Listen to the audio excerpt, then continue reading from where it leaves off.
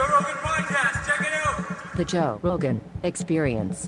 Train by day, Joe Rogan Podcast by night, all day. Harland Williams, I think I've known you for 30 years. You know how crazy that is? 31. Is it really? Yeah. Wow. I remember the day we met. Really? At Baskin Robbins on Melrose. Really? Yeah. Did we meet at Baskin Robbins? Baskin Robbins. I got one of those memories like the girl from Taxi. Oh, do you really? You got a mint chocolate chip, double scoop, and I had peanut butter and chocolate. I think you're making this up. Well, I think you're making this up. He's making this up. I was like, hold on, let's see how this goes. I was like, Yeah, as soon as he was that's- saying he's got a memory like the lady from Taxi, I was like, and I couldn't even remember her name. That lady's got a crazy memory. She does. She can tell you like dates in 1972, what day it was. Dude, I bumped into her at a sushi joint once, and she reenacted the day I lost my virginity.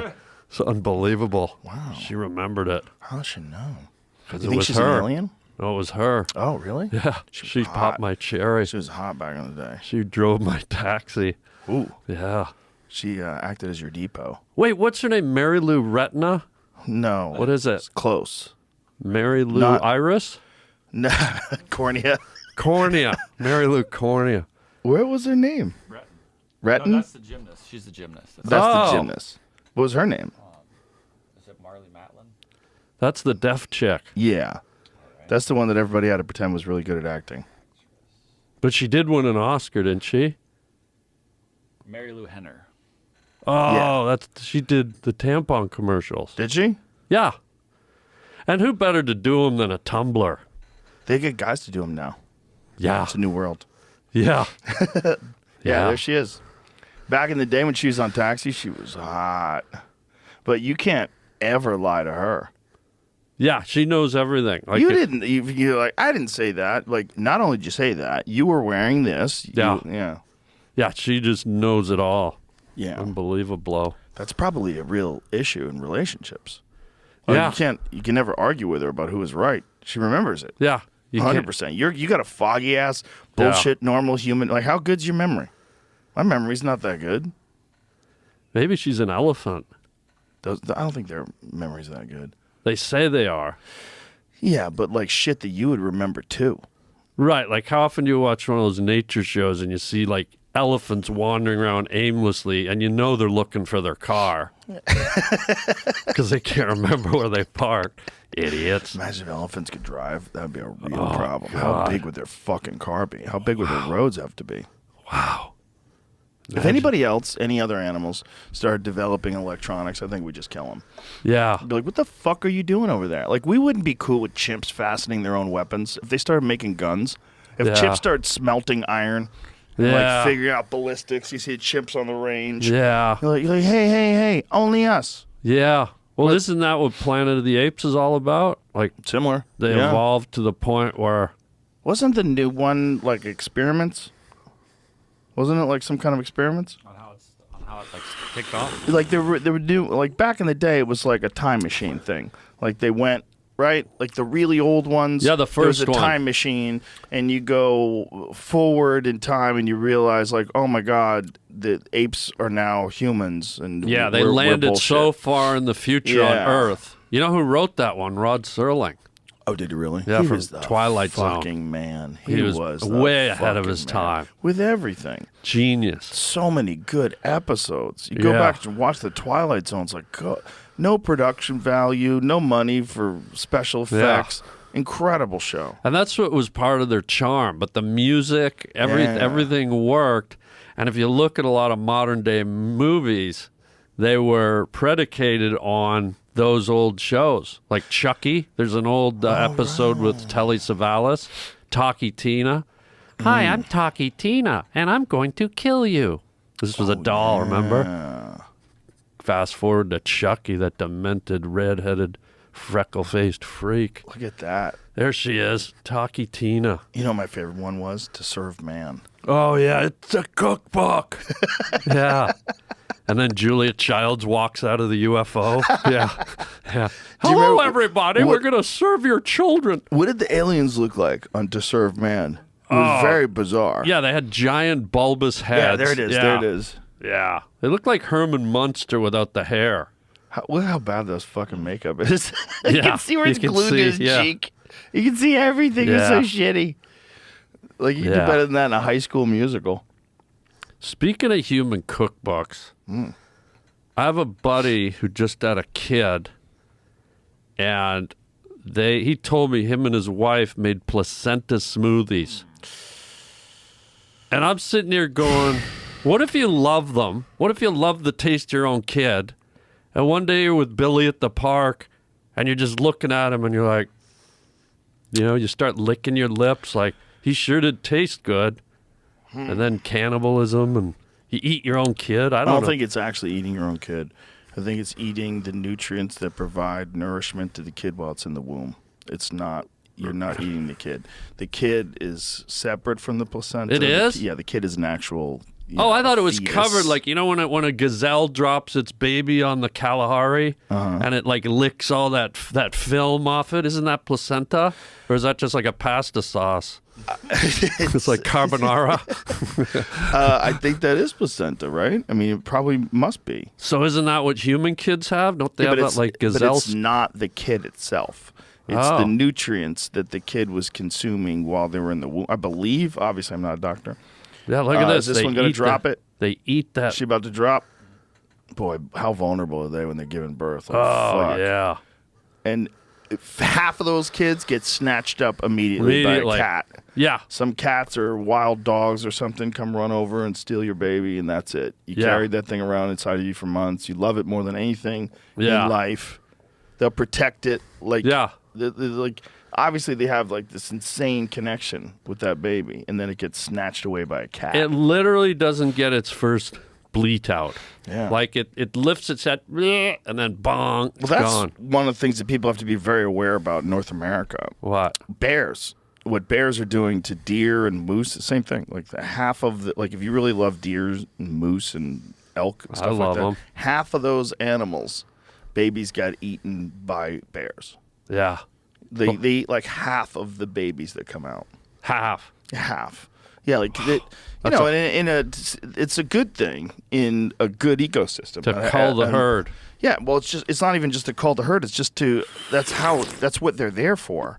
Like it's a system. Yeah.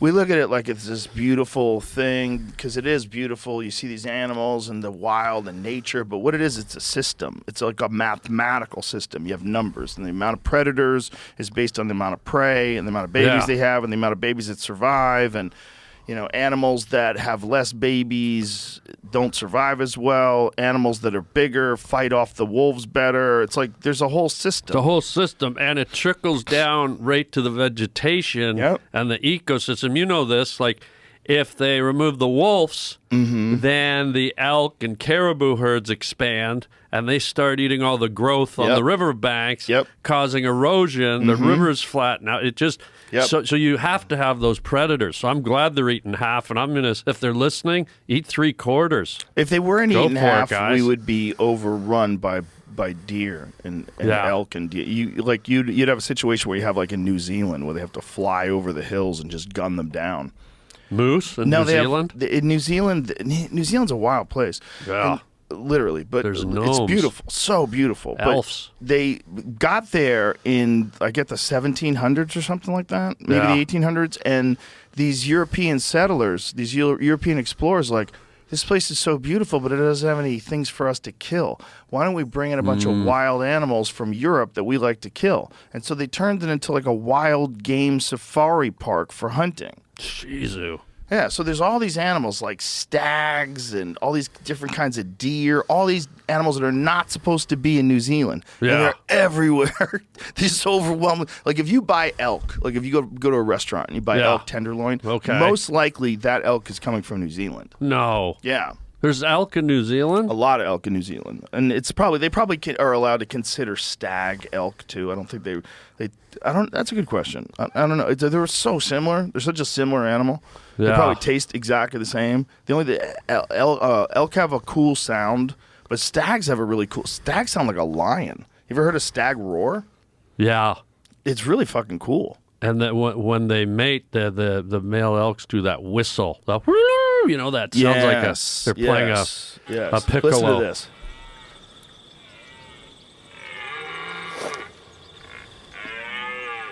What a weird noise. Yeah.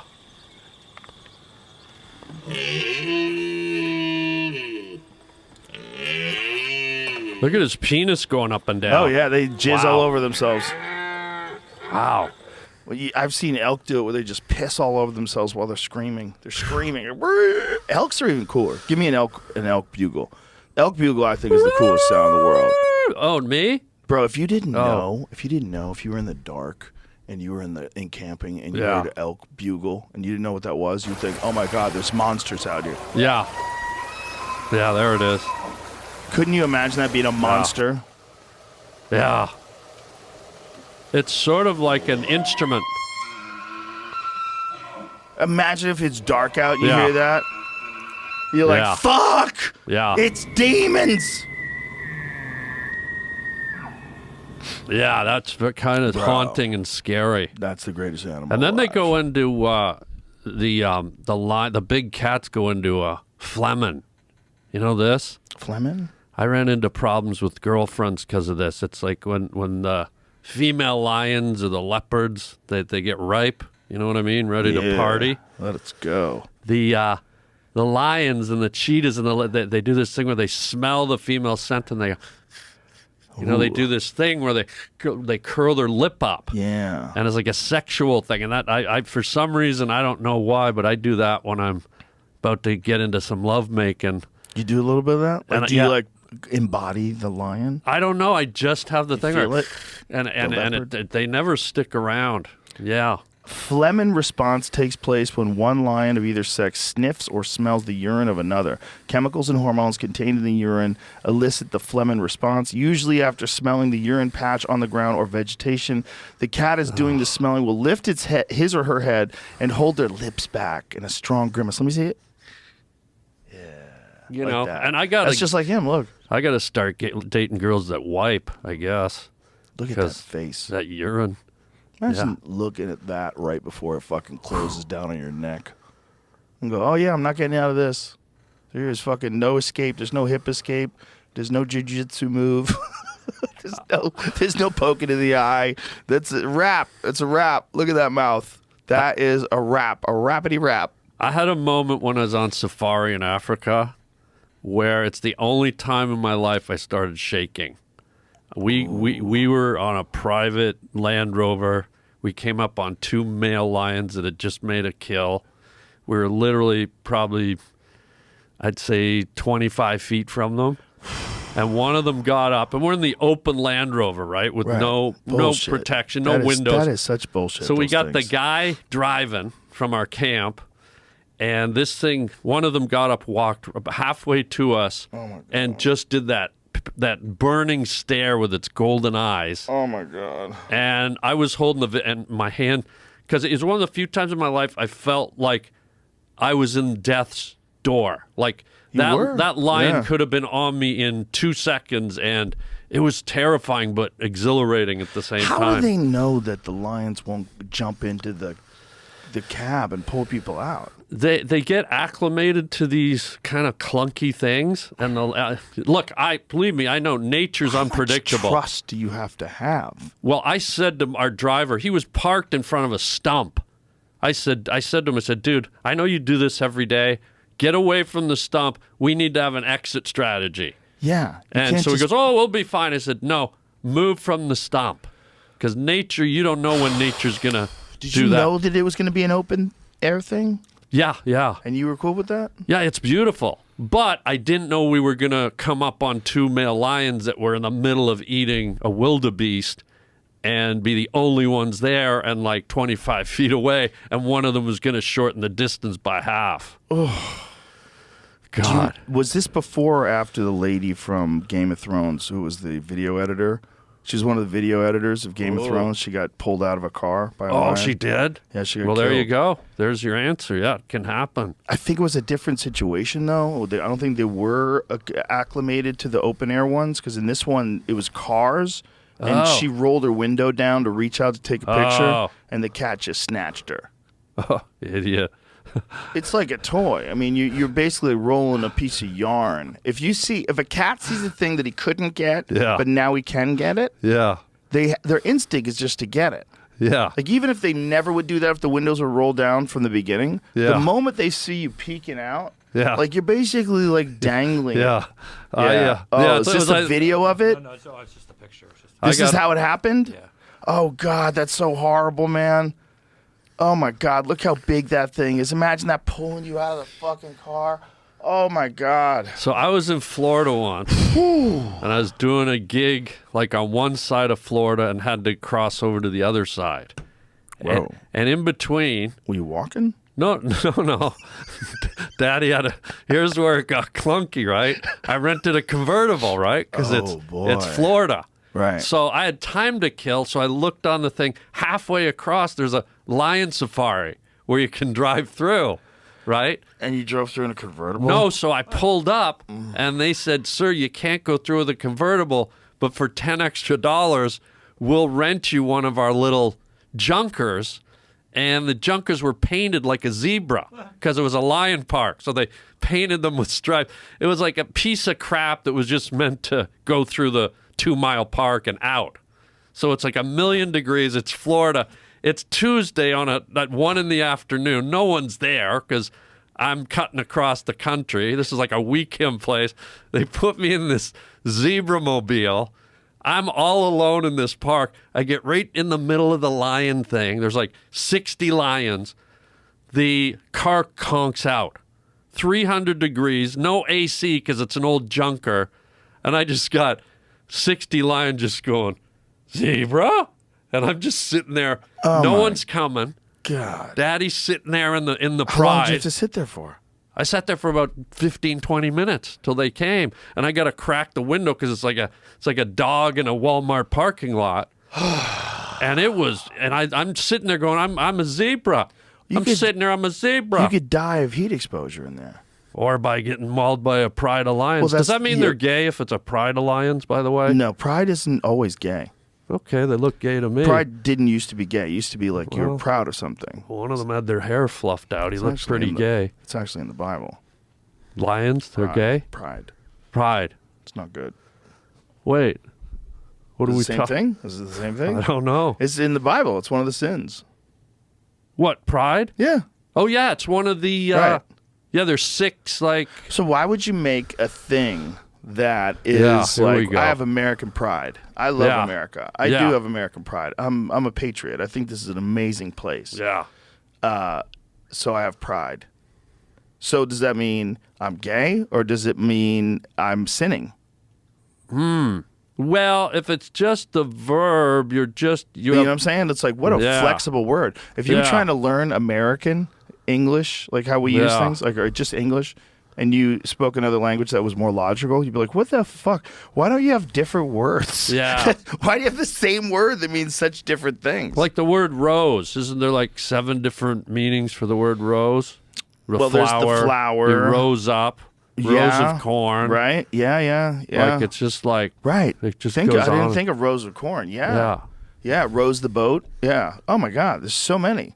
Yeah. That's so stupid. Well, there's 2 there. There's ROSC and ROWS. Same sound. Same thing, Did you yeah. run out of sounds? Yeah, you could have Obviously called... you didn't. you They're could've- making new pronoun sounds every day. Yeah, you couldn't have called rose of corn like clonk of corn. Yeah. Something that doesn't make me fucking confused. Especially if I'm learning the language, like I speak Portuguese or something. Like, Yeah. hold on, my friend, this is the same word? Like, what the fuck are you saying? What a goofy... Idiots, yeah. You need so much context to be able to, like, figure out... I think English is supposed to be one of the most difficult languages to learn. I think Russian's very hard. Chinese is very hard. Mandarin's Yeah. very hard. Manatee? Is that what you said? Mandarin, like Chinese. Oh, God. Imagine, like, you can speak it, but you can't read it or write it. Because that happens with a lot of Asian languages. Like, to learn Japanese. It's like speaking Japanese is hard, but now you Yeah. have to learn how to read it and write it. Like, that's extra hard. I got a story for you about that a little later. Did you learn Japanese? I Vietnamese. I Did sort of had to. Were you in Nam? Possibly. I did 2 tours in Nam. And I got to say, Sunquest bus lines, they, The best tours. oh, God. Air-conditioned buses. That's another VHS. thing. 2 tours. Yeah. Right. Right? Tours. Yeah. Very different meaning if you're talking about going to Vietnam in 1967. Huge difference. Big difference. Yeah. And I found out. Do you mind if I just dip into... I brought a little something. I have to do it about every 20 minutes. I do apologize. What is it? I have an eating thing I have to do. Really? Well, if you don't mind. No, not at all. No. Thank you. Oh, God. What is your eating thing? I'm a little embarrassed. But I have a tapeworm. For real? Yeah. It's about almost 4 feet. Have you ever had one? You really do? Yeah. I never know with you, you know? I don't know if I should feel bad or start mocking you. Well, you can do whatever. I didn't even know, want to bring it I up. I feel bad if it's true. You have a real tapeworm? I do. How'd you get it, do you think? I was in the Galapagos Islands recently, and they have a rodent over there called the Bermuda eel rat. And it's not a documented species. It's the local jargon. Mm-hmm. Everything evolves as you know, through Darwin. Everything evolved over in the Galapagos. The tortoises, everything. It's a unique place where evolution took place. And I guess this rat became a bit elongated, its spine, and so they call it originally off a Bermuda transport ship or something. Right. And so they eat it over there. And I ate the damn thing, and I got a parasite that led to a tapeworm, and she's about a 4-footer. What do they do to get it out? Well, they have pills, but I don't even know if I should talk about this, but it was a little odd. I sort of got attached to the little fella.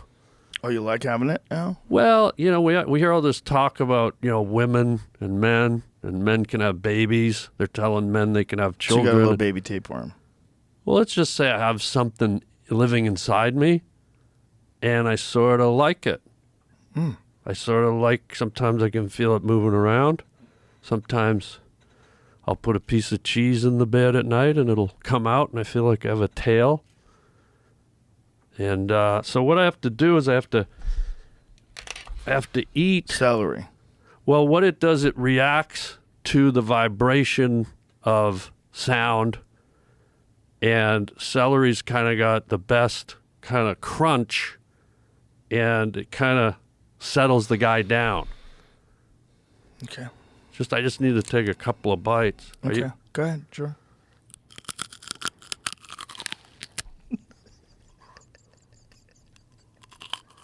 Well, if you're going to laugh. You have to do this about every 20 minutes. For the tapeworm. Yeah. Settles him down. I think you're going to a bad doctor. I think you're getting bad advice. No, I just mean for me. For you. This is like a self-medicating. Yeah, I think they can get rid of those things, man. No, but what I'm saying, I've grown attached to Dimitri. I understand. I like little Dimitri. He's probably like, have a forced labor.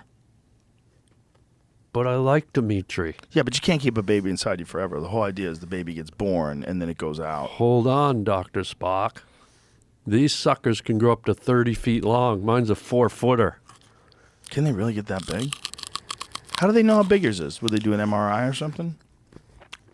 Well, we did an ultrasound. And they could see the tapeworm inside you? You can see it. Do you got a picture of that?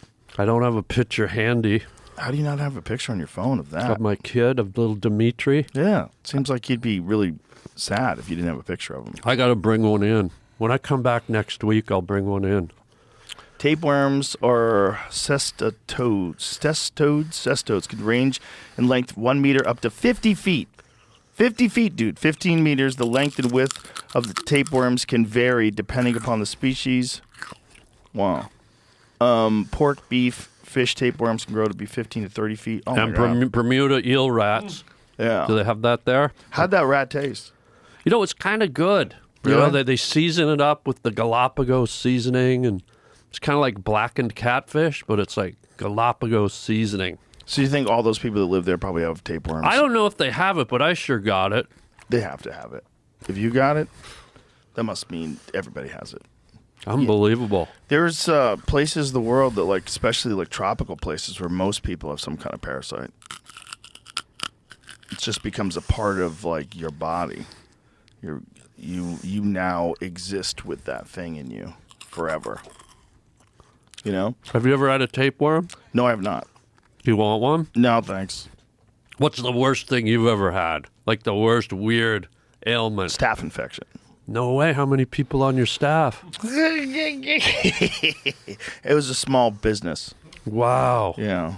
Wow. Yeah, just one employee. What's a staph infection? It's an infection that you get on your skin, and It's like a bacterial infection? Exactly. It's really common in jiu-jitsu, and a lot of people get it, and they don't recognize it. Ari actually had it, and Ari didn't know he had it until I pointed it out. And we got him to the hospital like right away. Ari and I were playing pool, and he was limping. I'm like, why are you limping? What? And he goes, I got a spider bite. And I go, let me see it. And he pulls his pants up, and his knee, he has this swollen like pimple on his knee, and the pus at the end of it. I go, dude, you have a staph infection. I go, we got to get you to the hospital right now. He goes, are you serious? Is it lethal? I go, yeah. It's lethal. Yeah. People die. If it gets systemic, if staph infections get systemic, if your body becomes septic, like, you could die. Yeah, people have died from staph. It happens all the time. Yeah, people get it in hospitals a lot, don't they? Yes, and unfortunately in hospitals they get something called MRSA.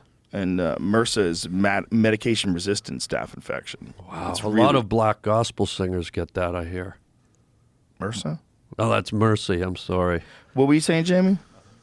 Didn't you say something? Oh, I thought I heard you. I thought you were going to talk about numbers of people dying of staph infection. Yeah, I thought I heard Yeah. too. How many people a year die from staph infections? I think it's a big number. Wow. I know quite a few people that have been deathly ill from staph infections and had to go to the hospital and get their legs cut open and get their legs drained. Yeah. Oh. Yeah, it's a horrible, horrible thing to watch. Like, it eats holes in people. You've watched staph infection surgeries? No. I mean, I've seen them online. 2017, the Center for Disease Control and Prevention reported that almost 20,000 people in the United States died from bloodstream infections caused by staph. That's 2017. It killed 20,000 people. Yeah, so that's the worst thing I've had, for sure. How long did it last? Didn't last very long because I caught it. I got real lucky. I caught it quick. I was at an airport with my friend Tate, and I had these little pimples on my calf. And he goes, hey, what is that on your calf? I go, I don't know, it's nothing. And he goes, I think that's staph. I go, really? He goes, yeah, you should get it looked at. So immediately I went to a dermatologist, and he's like, yeah, it looks like staph. And he put me on antibiotics before they even got the results of the test back. He put you on it, not your cow? My cow. I thought you said your calf. Calf, like leg, part of your leg. Sorry, That one, you really went out there with that one. That's the worst thing. Do you really have a tapeworm? I do. For real? Yes. Please. And what do they have you on ivermectin? What do they have you on? They don't have they just you can't get it. All they do is kill it. It can live in your system, they told me, for your whole life. Right. Yeah, have you ever seen bears? They have them like sticking out of their ass. Oh, yeah. Like a fucking hose, like a garden hose, just dangling. You ever seen the worms that come out of praying mantises? Oh yeah, it's disgusting. They're like huge. Yeah, huge. They put a praying mantis in water, and that bastard must not have been praying enough because it's got a tapeworm longer than Dolly Parton's ass hair. Not only that, those worms, those aquatic worms, trick grasshoppers into drowning themselves so they could be born. What are you doing, man? Don't do that. No, the pulp. I know, but don't just grab it and put it on the table. I know, but I felt like I was chewing cud. Well, I put it on this other celery. Okay.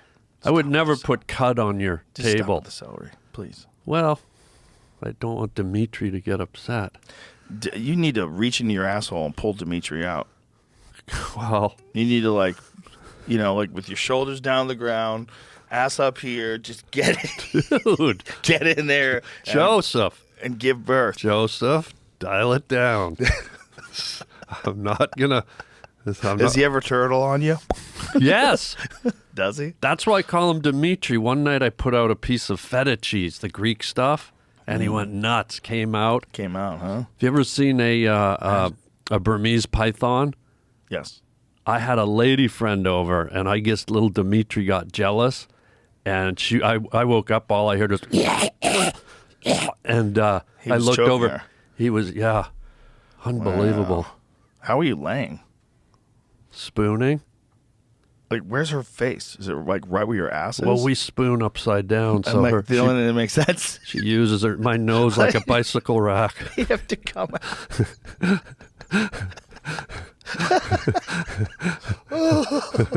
Yeah. It's not pretty, but he's my boy. How long is it going to take to kill him? I don't want to kill him. This is why I'm... No, but for real.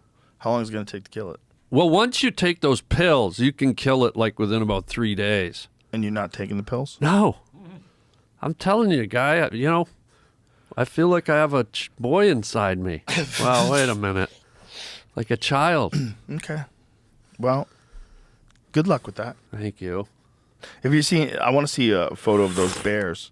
The bears that have it. It's so disgusting. It looks like enormous spaghetti. Oh, just with the falling out of their ass. Oh, have you ever been attacked by a bear? No. Holy I'm God. here, right? From Well, here. you look at that. there are survivors, and Look I at all can. that tapeworm coming out of his asshole. How crazy is that? Whoa, looks like he just got married. You should put tin cans on the end of those.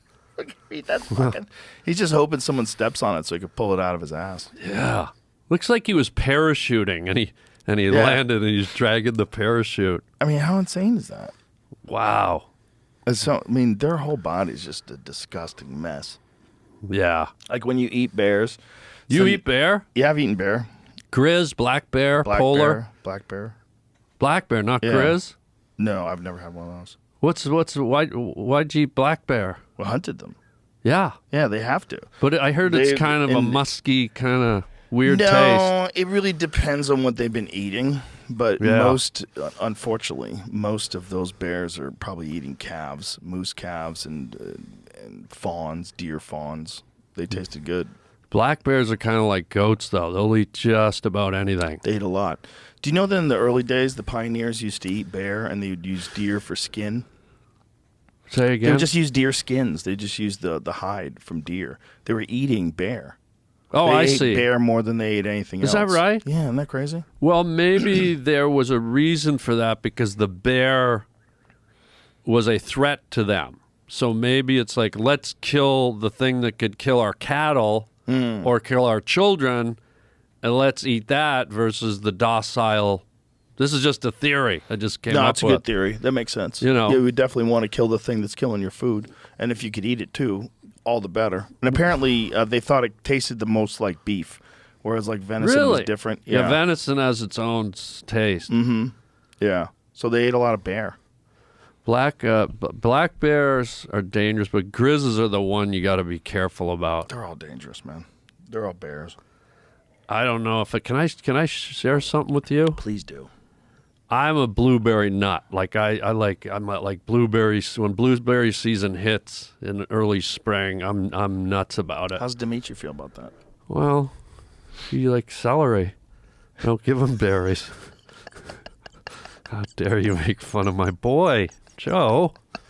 Anyway, blueberries? So this was about 7 years ago. I'm up on a hill in Banff, out in Canada, in the Right. Rocky Mountains. Grizz, you know Grizz, and I'll use a line from Chitty Chitty Bang Bang. Remember Caractacus Potts? He was the father to Dick Van Dyke, and he used this line where he's singing. He goes, he's doing a song in Chitty Chitty Bang Bang, and he does a line where he goes, "And the bear came a lolloping over the mountain," and I'm sitting there picking blueberries, and this behemoth comes flying over the hill. So that was a grizzly bear. It was a grizz. And when they attack, they roll you. They roll and claw. And I've never done this, but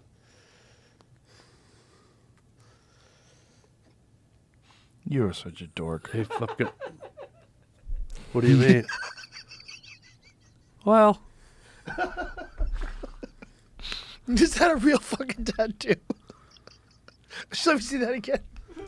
Let me see that again. dude, this is not easy for me to talk about. The bear came a lolloping over the mountain. And That tattoo belongs to a mechanic in Idaho, and you need to give it back to him. Joe? Let me see it again. What the? Let me see it again. The bear came a lolloping over the mountain. What? How dare you, Is that sir. the longest anyone's ever gone for a gag? That's the furthest anyone's ever gone. You actually got it tattooed on your chest. Well, hang on, guy. I'm trying to tell you I got attacked by a grizz. You know what?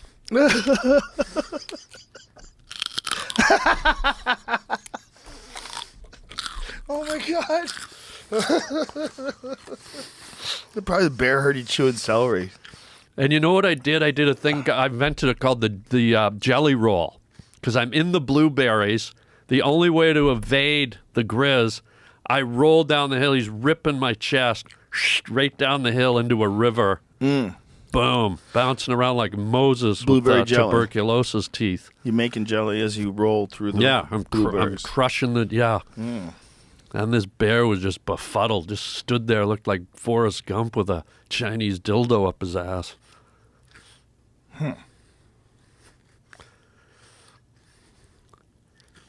Now, a mountain lion, on the other hand, can I share something with you? Does it involve another tattoo? Well, no, the mountain lion, What the fuck is that? he Did you glue those on? he What the fuck is wrong with you? the mountain lion scrapes. He digs in with his claws. What? Christ. What is wrong with you? Can a guy have adventure stories in nature? Yeah, that makeup artist, whoever did that, they're like from the Twilight Zone. Same person. Same person who did that fucking that alien's head. Here's the scar. It fell off. Hey, you're healing by the power of Jesus. Oh, God. You're healing. Yeah. Helping. But here's where I talked to you earlier about learning Mandarin. Here's the difference between the evolution of nature, mammals, critters, Right. and human beings. Cut to about 8 years ago. I'm on the Mackenzie River, and there's white water like you wouldn't believe. Little Vietnamese boy, kid named Kimmy Long Wow, freckles on his face, unbelievable. Tips, okay? Bears, wildcats, they just scratch. The ingenuity, the intelligence of a human. I jump in, grab little Kimmy Long Wow. He starts scratching me. Can I show you something? Look at this. This kid scratched the shit out of me. And even in a panic state, I had to learn Mandarin. Twas the night before Christmas. Well, jeez, man. Unbelievable. What was his name again? Little Kimmy Long Wow. He had freckles on his face. It looked like Dolly Parton serving apple cobbler if And you joined them. He was Vietnamese? Vietnamese boy. Kimmy Long Wow. Why would a Vietnamese kid have freckles? That seems uncommon. That's what was so weird. That's how he You stood think out maybe amongst he's all the like other boys. A child of an American GI? I don't know, but just unbelievable kid. To see a little Vietnamese boy with freckles, you don't get that. How many American like that was always a thing, like those Chuck Norris action movies. Remember, like Missing in Action. Yeah. It was always about guys that were still stuck over there, and we had to go get them. Yeah. Everybody kind of forgot about that. Are those the guys that inspired you, like Norris? Oh and- yeah, and definitely. Yeah, Bruce Lee. Like when you were a Norris. kid, did you Yeah. sneak into the movies? I went to the movies, and it was Yeah. on television too when I was a kid. The first Bruce Lee movie I ever saw was on television. Yeah. I couldn't believe it. I was like, "Look at that guy! That's insane! How's he doing that?" But like those Missing in Action movies was all about missing POWs, and then we always used to talk. That was always a thing that like the POWs from Vietnam got left behind. Yeah. and like Chuck Norris gonna go back and get him and set him free, and How many POWs got left behind in Vietnam? Because that's a fucking real thing, man. Not only was it a bullshit war, but people went over there and they left them there. John McCain, remember him? The politician? He was a prisoner for years. His shoulders were all fucked up. He couldn't put his arms down. Yeah. Like he was. I remember I went on a roller coaster with him once, and at the end of it, I was like, "Guy, it's done," and he was still. That's how crazy Trump is. Trump made fun of him getting caught. Yeah. No, Trump said, "Well, I like guys that didn't get caught." Yeah, remember? What the fuck are you saying? Yeah. Like you were gonna run away? You would run away? Would you be? Yeah. If you're his enemy, he doesn't give a fuck. He'll say anything. You're skewered. You are skewered. Even if it doesn't make any sense, he'll say it. Like, what? Guys who don't get caught. What? Yeah. How can you fucking say that about a war hero? It's like, Jesus Christ. That's true. It's wild. Crazy, but he's my enemy. Fuck him. Yeah. No holds barred. Battle mode. How many American soldiers got left behind in Vietnam? I was trying to find out. And this is, by the way, they're not going to tell you the real number, right? They're not? No, they didn't tell you why we're going into the war in the first place. I'm sure that even the death count is probably disputed. Who knows? Have you ever romanticized being in combat like that, even though it's the death zone? Have you ever, like, because you're a hunter, you're skilled with the rifle. Have you ever sort of imaginary, like, immersed yourself into a Vietnamese, like, battle scene? No, nor could I imagine those guys who got conscripted. They got drafted. Right. So you didn't even want to do it. Maybe you just wanted to build cars. Maybe you want to be a painter. And all of a sudden you're over there with a rifle and you're in the dark, in the jungle. But does the hunter side of you go in there and imagine like you could excel in that environment? No, the hunter is a totally different experience. The hunting side of me is like dipping my toe into the natural world. Like getting my food the hard way. Yeah. That's the hunter in me is going out and finding food and interacting with nature.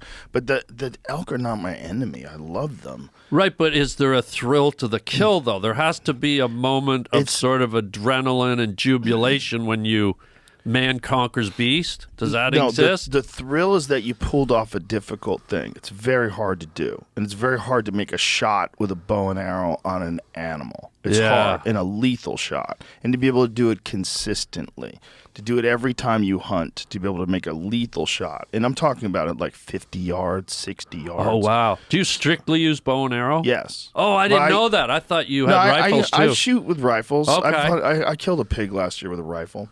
Wow, what'd the Turned farmer him into say? sausage. It was a wild one. Oh, they how actually big? had to kill him. It was pretty big, 200 pounds. Texas? No, this was in California.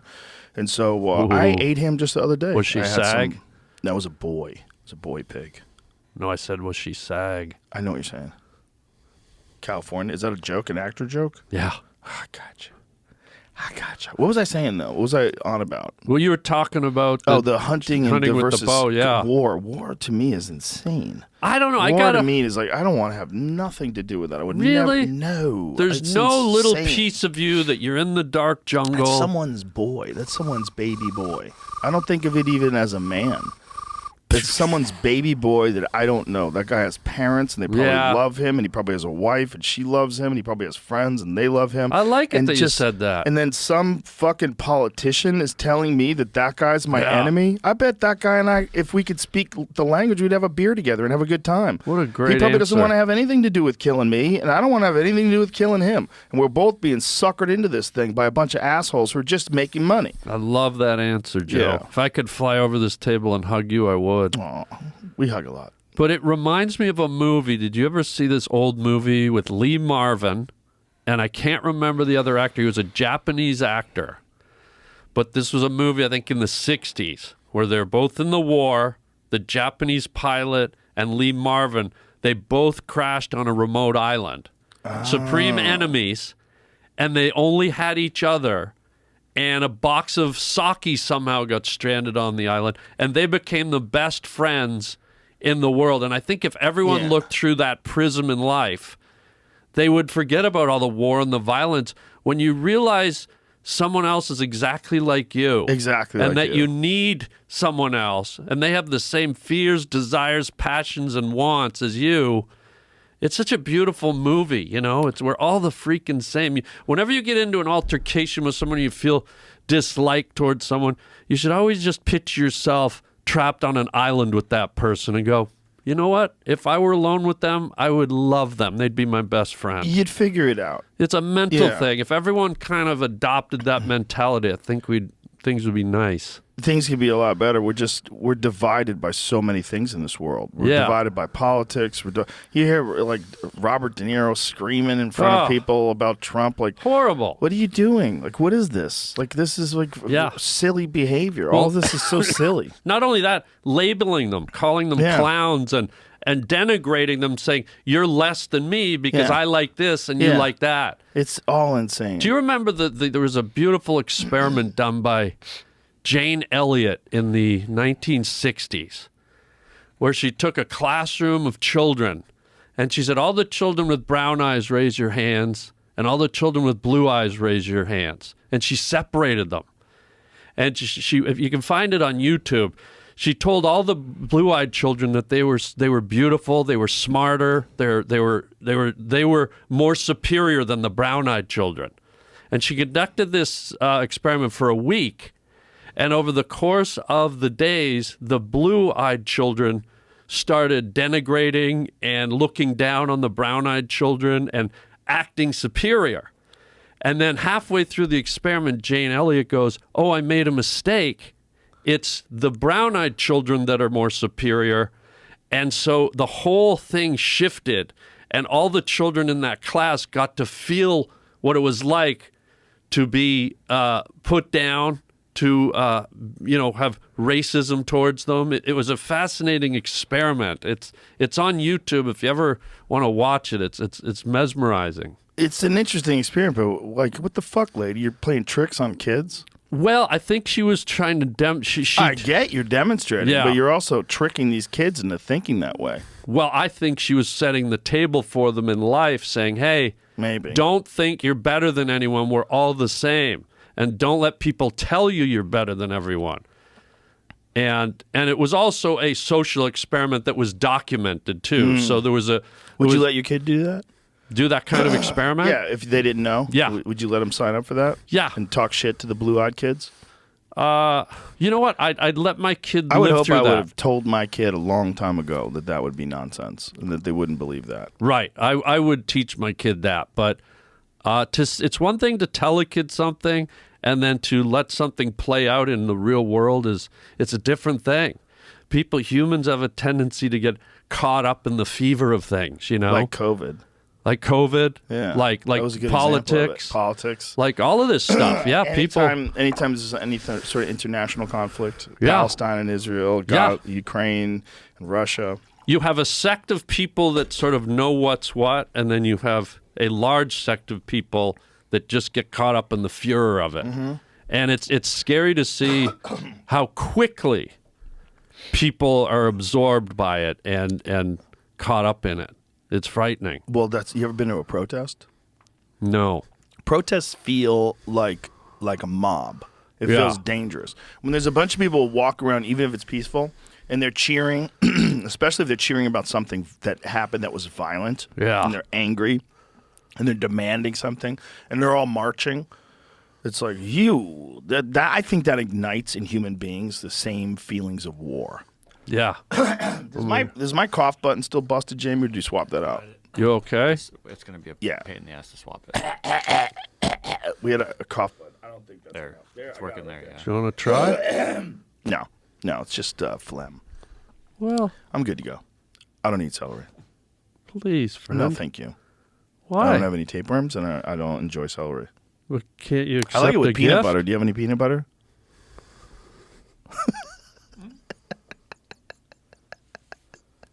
This motherfucker might have peanut butter. How about a cauliflower? No, that's not the same thing. Well, it's got the same letters in it.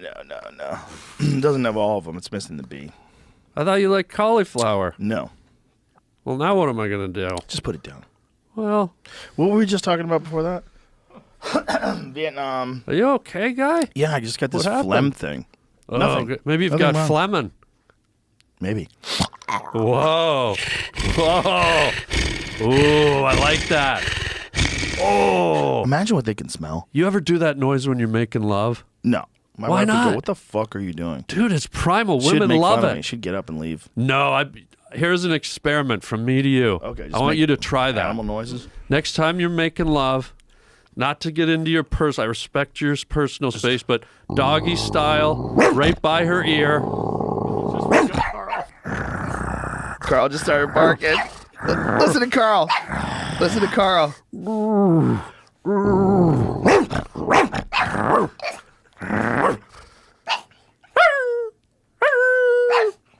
Wow. I've never seen Carl do that. Has Carl ever done that Wow. before? There's a few noises in here. I've woke him up, but he's. Wow. He's fired up. That is crazy. Look at, he really believes. I have like if calling dogs was a thing. Yeah. I'd have like a really good career in dog Let's calling. hear your growl.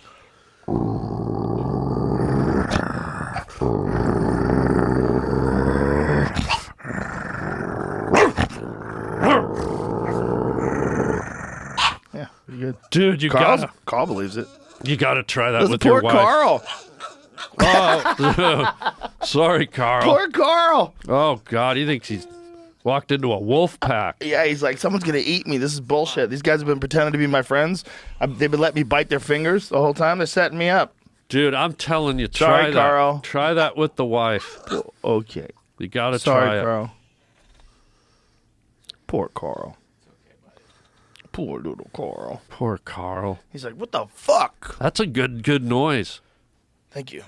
Where'd you acquire that skill? Because I learned it when I had a puppy. I would try to. I like to communicate to animals in their own language if you can. Right. Do you have dogs, right? Yeah. Do you, But I just talk to him. You don't do he that? hardly ever barks. He very, very, very rarely barks. He'll bark if he has to go outside, like if he has diarrhea, he'll bark. Like, "Rawr," he'll get by the door and go, "Rawr, fuck, Chad, help me out." Whoa. Or he'll bark if he sees something. You know what he used to bark? Carl's done, huh? Wow. He's fired Carl terrified. up. He's tired. No, he wants to bite us, man. He's a little gangster.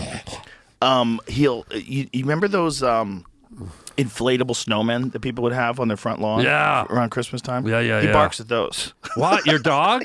Why? I don't know. He thinks it's a thing. He like wants to tell me there's a big animal there. He's like letting me know. Yeah. He's like, Dad, what the fuck is maybe that, he thinks Dad? it's a Yeti, like one of those abominable snowmen. I bet he thinks it's a bear. I bet it's just like, I bet in a dog's mind, there's a shape that has two arms that stands up big, and you go, bark, Yeah. bark, bark. Yeah. And I have to go, dude, that's a snowman. Don't worry about it. I love it that your dog has a diarrhea bark. He has a, I gotta go out now bark. Woo! But you said diarrhea. Yeah. What's He's had that one diarrhea. sound like? Same thing. Woo! Woo! It's basically, Wow. hey! I got to run. Hey! Let's go to Taco Bell. I got a funny video that I'll send to Jamie, and then we can watch it because it was him last night. Okay. Because last night he hadn't gone out in like 4 hours, and there was thunderstorms outside. And when there's thunderstorms outside, he fucking freaks out. He freaks out. Like I can't watch TV with him when there's thunderstorms. He just like when we watch TV together. Yeah. We sit on the couch and we cuddle. And so Aw. I sit like this, and he like puts his head like on my lap. What kind or- of dog is this? Golden Retriever. Oh, The yeah. sweetest dog of all Perfect. time. Yeah, perfect. But sometimes I don't even hear it, because I'm watching the movie. But all of a sudden he'll just Yeah. he starts like spinning around in circles. I'm like, dude, chill out. Yeah. And then he just jumps off the couch, jumps back on the couch, kisses me off the couch, back on the couch, like, Yeah. So last night, Jamie, I just sent this to you. Last night, he had to pee. I'm like, I know you have to pee. Yeah. It's like midnight. Come on, bro. Like, look at this. He kept Oh, you jumping at filmed me. him. He kept jumping at me. This is all just because of the lightning. Oh, wow. Folks. Watch what's the best part. He's a giant pussy when it comes to lightning. Dude, please go pee. You haven't peed in 4 hours. Come on. I love you too. Come on, go potty. He just keeps jumping at me. He's just, all he does is just jump at me. You You gotta pee. I know it's loud. But normally he'd just go out and pee. 100%. The lightning He literally never does this. Wow. But he's wagging his tail. He loves it. I mean, he's excited, right? His tail's not between his legs, but he's just freaked out. Maybe he's got the diarrhea, but he's afraid Look at to this start guy. so he Look at doesn't this get guy. electrocuted. Yeah. Wow. Marshall, I know, but you gotta pee, dude. Come on. Go potty. Marshall, please go potty. Oh my God. He wouldn't pee. I had to bring him back in the house. He just would not pee. He just wanted to jump up and just freaked out. He wanted to make sure that I was okay.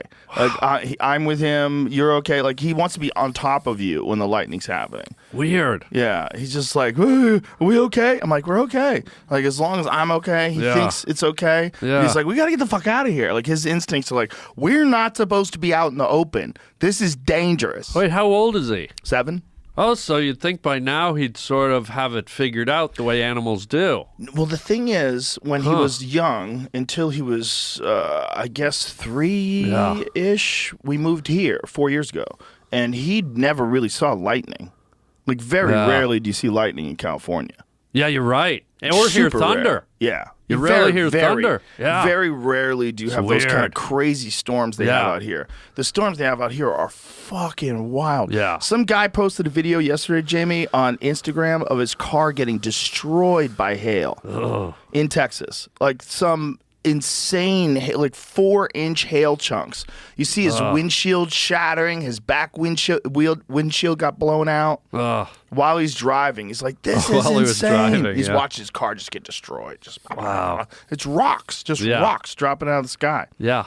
Sometimes So- I think they actually puncture right through the roof, like through the metal. Oh yeah, Yeah. you got to think of how far. If you got a 4-inch chunk of ice that's hurling from space, Yeah. like it's basically in the clouds. Yeah. Look at that. Oh, wow. What the fuck, dude? That looks like JF Kennedy's car. He had a convertible. Oh, yeah. He had broke windows. Wow. Yeah, fucks these cars up, man. Whoa, he's fingering it. I wonder how many people get killed by hail every year.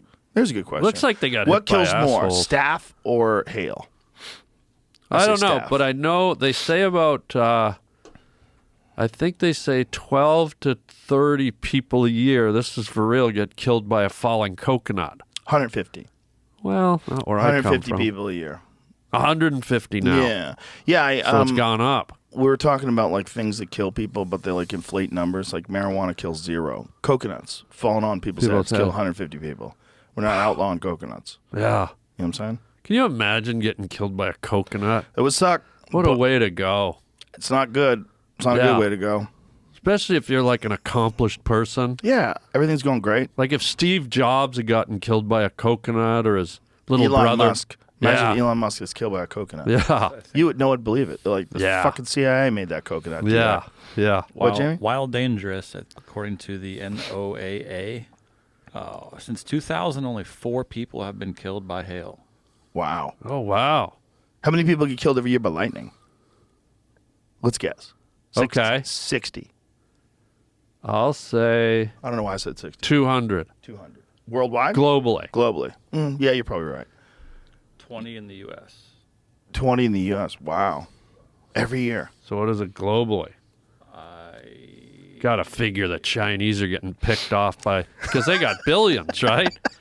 You got The odds are. This And they is- have skyscrapers. They live in yeah. I skyscrapers. wonder if Kimmy Long Wow's 24,000? going to get it. 24,000.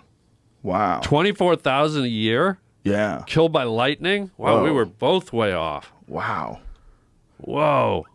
It was a lot less than I thought would be in America. Yeah. 60 is what I thought in America. Have you ever been hit by lightning? No, but my friend Remy has. Remy, did he live? Yeah, he lived. He was here on the podcast a couple days ago. Oh shit. He got hit by lightning, I think, when he was in high school. I think it made him deaf for a little bit. Like, really fucked him up. Wow. Yeah, he didn't realize what happened. He just woke up on the ground, and they had to piece it together that he got hit by lightning. The electronic charge going through the air. Not just that. Unbelievable. Have you seen what's going on right now in where is it where there's these is it Uruguay? Where is it where there's insane lightning storms that are coming out of that volcano? Oh yeah, I Have you saw seen that. It's a different kind of lightning. Yeah. So it's the particles, the charged particles that are being released by the lava ignites with the air somehow. We'll get someone to explain in it. the smoke, So too. it's a different kind of lightning. The steam, the particles get caught in the steam, the and translucent. it makes these insane lightning shows. Like, look at this. Yeah. Indonesia. Yeah. It's been going on like a lot lately, like even during the day. There's a lot of films on TikTok and Instagram and stuff about it. Bro, that is so bonkers. That mean, if you were alive 5,000 years ago and you saw that, you're like, oh, Satan. That's where Satan lives. Yeah. Satan's back. Fuck, he's back. Dude, I got news, everybody. Yeah. We're fucked, man. Yeah. Satan's back. Look at the mountain. Satan landed on the top of the mountain. He's there with lightning There and he shit. is. Like, It's you his would summer home. Like, Yeah. if you saw this, you'd be like, okay, that's where Satan is. 100% you would think that. Yeah. That's where Thor is. Yeah. That's where the god of thunder is. That's where Beelzebub lives. Yeah. Look at that. What you would 100% Sauron lives up there. Well, That's you the know- eye of Sauron. People don't know that lightning comes up out of the ground, too. Did you know that, Joe? Does it really? Yeah, lightning comes. People just think all lightning comes from, and I'm not talking a volcano. I'm talking regular time. So you could get it right up There's, your ass if you're in the you wrong could get spot. a bolt up your arse. But Has for that real. ever happen? Can you imagine you get just your nuts blasted by lightning? Poor Dimitri. How bad would that suck? Just be walking along in the field going, wow, what a beautiful night. Bang. Right up. From the ground. Yeah, it's true. Right to your sack. Yeah. Do you have any pictures of that? Out to your head. Through your balls, out to your head. Yeah. Just cooked. Cooked. Cooked. Never be the same again. Cooked. What was that noise you did at That's the end there? the nuts. Like, you gotta think the electricity's going through the ground, in your nuts, and like out the top of your head. Just imagine your whole body like captured by this Wow. lightning. Brutal. It would be like stepping on a landmine, but you didn't blow up. It just can. Look at Look that. at that. Oh, Right up out of the wow. ground. Lightning trailing from ground to clouds in slow motion. Isn't that wild? Wow, that's insane. It's like an etch-a-sketch. Wow. People don't really know these things, and that's why it's important. You have me on the show like I'm really glad. twice a month type of deal. I'm really glad you're here for this. Yeah. Look how cool that looks in slow motion. That's what's really happening. Fuck, that's Look amazing. at that, right out of the ground. That's as big as any lightning strike you'll see coming out of the sky. God damn, that's amazing. Yeah. That looks look a at lot all like the little- Dimitri, I gotta say. All the little branches, and this is all in slow motion. Look how quick those little branches flicker off in the corners and the sides. That looks a lot like Dimitri's ultrasound, by the way. I bet. Yeah. Just so we're clear. Lightning is fucking cool. Yeah. That's one of the interesting things about living here is we have these lightning storms. You get to watch lightning. Yeah. You get to see like Florida. Yeah. I think it's one of the most lightning active places on the planet. Oh yeah. Yeah. Florida. Well, Florida's like, It's like a this is light show. hurricane season there. Yeah. Like if you're planning a trip to Florida now, like hey, you know, you Yeah. gotta check that weather. Yeah. But Yeah, it can check- be stunningly beautiful, though. I've been in scenarios where I've been in Florida at night and you got celery juice on me and you look out like 2-3 miles out and there will be active storms going on in the cumulus, right? Mm-hmm. The degenerative molecular charged transfixiation particles are lighting up the clouds, and it's like you're at a Judas Priest concert covered in mayonnaise. You got another thing. Yeah, just like and it's like all over. Do you believe in the Matrix? I don't disbelieve in it. Because if you ever want to have it, I've got this chemically reversed inverse magnetron camera. And one of the things we associate with the Matrix is what? Those The little numbers. coming down in green. So if you can take a picture, think of it. Where does that exist in reality? But if you can go out on a stormy night like that, rain coming down, with your magnetized nitronic reverse camera and take a picture while lightning's flashing, You'd think see of the it. Matrix. What are raindrops? Water. Right. But not when you take them with an infrared matronic camera. What are they then? You'll see Numbers in the you can raindrops? see it. Yeah. Interesting. If you believe in that stuff. Well, a person's got to believe in something. Do you believe in it? What? The Matrix. I don't disbelieve in it. You know, I can tell you that you've experienced it in real time. How can you do that? A little term, Joe Rogan, called deja vu. Have you ever experienced deja vu? Yes. So think of it. How can you be in a place that you've never been before? You're standing somewhere foreign, somewhere new, and all of a sudden your brain computes that you've been in this exact moment, and it's undeniable, right? How is that happening? Well, it's not really undeniable. Well, it is undeniable because you're in it, right? But it's probably a glitch in how you interface with reality. Therefore, a glitch in the Matrix. Well, it's probably how your brain's firing. Your brain has brain is essentially just like a computer in a way. Like there's a lot of calculations that are going on simultaneously. A lot of senses are being considered. Different senses are affecting the way you view the world. And I think it's very possible that you can have a situation where things just get a little wonky for a second and you think, have I done this before? Have I done it before? But how? Or you have done it before. And every Bingo. time you do this, you try to do it better. And you live the same life over and over and over again until you get it right. A lot of people believe that. That's a good theory. It plays into what I'm going for here. You know? I had a moment in time where I had deja vu. I'm not going to say where and when because I don't want anyone to interfere with it. But I've never told anyone this before. I had a place in time where I was walking. I was going under a bridge. A pigeon flew out, okay? Right. A child was laughing in the background. You know, like a child, like hee, you know, like a giggle, a playground giggle. And a red car went by, and I was like, I've been here before, a place I'd never been. So I documented the experience, the time, the place, and I've gone back to that same place for 9 years to the exact same place at the same time. Check this out. Red car goes by. Bird flies out, pigeon, kid laughing in the background. But this year, something different happened that I'd never seen. A feather fell off of the bird when it flew out. So check this out. You saved the feather. Don't get ahead of me. Well, the Matrix must be real. Well, hold on.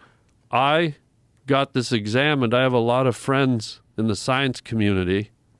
I know a bunch of Scientologists, and I had them analyze this. Pigeon flew out. Here. I'm good. This is a feather from a great auk. Do you know what that is? It's an extinct species of bird from South America. Please. That's okay. Just put it down. Well, I think you'd like to touch it. Nope. I'm good. So how does an extinct species of bird drop a feather from a common pigeon? Who knows, man? That's it? That's the animal? That's looks the like, auk. Looks like that animal didn't really have feathers. It did, believe me, and I'm holding one right here. What, extinct 350 years ago? Is that what it was? Matrix. Oh, it went from healthy to extinct in 350 years. They probably taste delicious. They're probably stupid and they taste delicious. That's what happens. Whoa. The great auk. Little cutie. Can that thing even fly? No. It sounds like a bullshit story. How's that feather get there? Well, if it this can't is what I'm fly? saying. This thing lives near the ocean. The Matrix. You just guy. found a feather that maybe someone dropped. It floated off of the pigeon that for 9 years. Maybe not. Maybe it just was near where the pigeon was and it was flying through the air because someone had an auk, like taxidermy in their apartment building, and that feather just kept drifting in the wind. And just coincidentally, as the pigeon was passing, that feather was making its way. Like, oh my God, look what fell off the pigeon. An ancient extinct auk feather. But meanwhile, it was just someone, it was in an apartment building with taxidermy of the auk, and they had the window open, the fan on. Touché. You never know. Could be magic though. Could be. I like what I'm hearing. Do you think this is the Matrix? Like, if this is a simulation, what does it say about your choice of like how you've chosen to exist in the simulation? I don't know that we have a choice. You don't think so? Well, the matrix is numbers. It's mathematical. So do we really have a choice? Did we have a choice that we were conceived? Did we have a choice that our... We don't think we did. Right? But maybe we do. Or maybe it's inevitable. You know, maybe there's just this mathematical cycle of atoms and protons and molecules interacting with each other. Yeah. And this is the way it's always going to go. It's going to go this way, the same way, over and over and over again. And the only thing different is that you get to learn from your past mistakes at least some way in the essence of your being and do a better job of existing this next go around. I don't know that we have to do a better job. Well, I don't think we have a choice. I think evolution just takes us. We're just hanging on to bear's tapeworms at this point, you know? Yeah, but if you live the same life over and over and over again, you're going to go through the same nature interaction over and over again. It's not going to be like a differently evolved world. You're going to live the same thing over and over again. Like, if you thought about it, like you and I, how old are you? Well, I'm 56. How old are you? 61. Are you really? Yeah. For real? Yeah. You look really good. Thank you. You do. You look really good, except the scars. You're a little beat up. Well, I've been rolled by a grizz. We have gone through one of the weirdest lives. You know, and if the simulation is real, and if the simulation wanted you to go through the most profound changes that human beings have ever experienced in the time of their life, just in how people interface with the world. You and I have done that. Yeah. We exist. We were born in a time where there was no internet, and you got your news from television, and everybody had a sort of a limited understanding of the world. You could bullshit your way through most things because nobody could Google you. Nobody could get a book on you. You couldn't just run to the library and find out if Mike was telling the truth about his war stories. You had to just believe You had to people. microfiche things. Everything was possible. Yeah. The world was a different place. You know, then there's answering machines and cell phones, and then the internet comes along, and now we're living in a fucking insane world where AI is about to take over. Yeah. Like, if you were gonna pick a timeline to go through, if it wasn't real, and you wanted the most profound adventure, you've chosen that. Yeah. You've chosen the most profound changes that people will experience in a relatively safe timeline. Yeah. Relatively safe in comparison to like the Genghis Khan days or the days of the Roman Empire. Like, this is relatively safe in comparison. But profound changes for this moment. Yeah. And we're accelerating so rapidly, Joe, that things are going to be at a whole nother level quickly, where we're going to be looking in the rearview mirror and going, oh, yeah, AI. Remember that? Yeah. There's going to be something that takes us to the next level, and then another level after that. We are going to transcend so far that I don't even know what humans and humanity looks like in 1,000 years, if not less. I don't think it's even 50 years. Yeah. That's what's crazy. You and I are living through the weirdest time ever. Yeah, because it started like we kind of had in high school. For us, it was the Texas Instrument Calculator was the mind blower. Yep.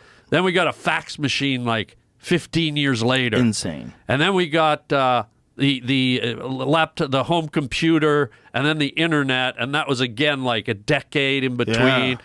And cut to smartphones, and it's been about 15 years with them now. Yeah. And now AI, and it's just like everything's happening exponentially quicker. I remember I was on news radio with Dave Foley in the 90s. Yeah, Dave Foley's he's a big, computer, internet, technology He is? nut. He loves that stuff. Yeah. And at the time, he was the first person I ever met who had a laptop.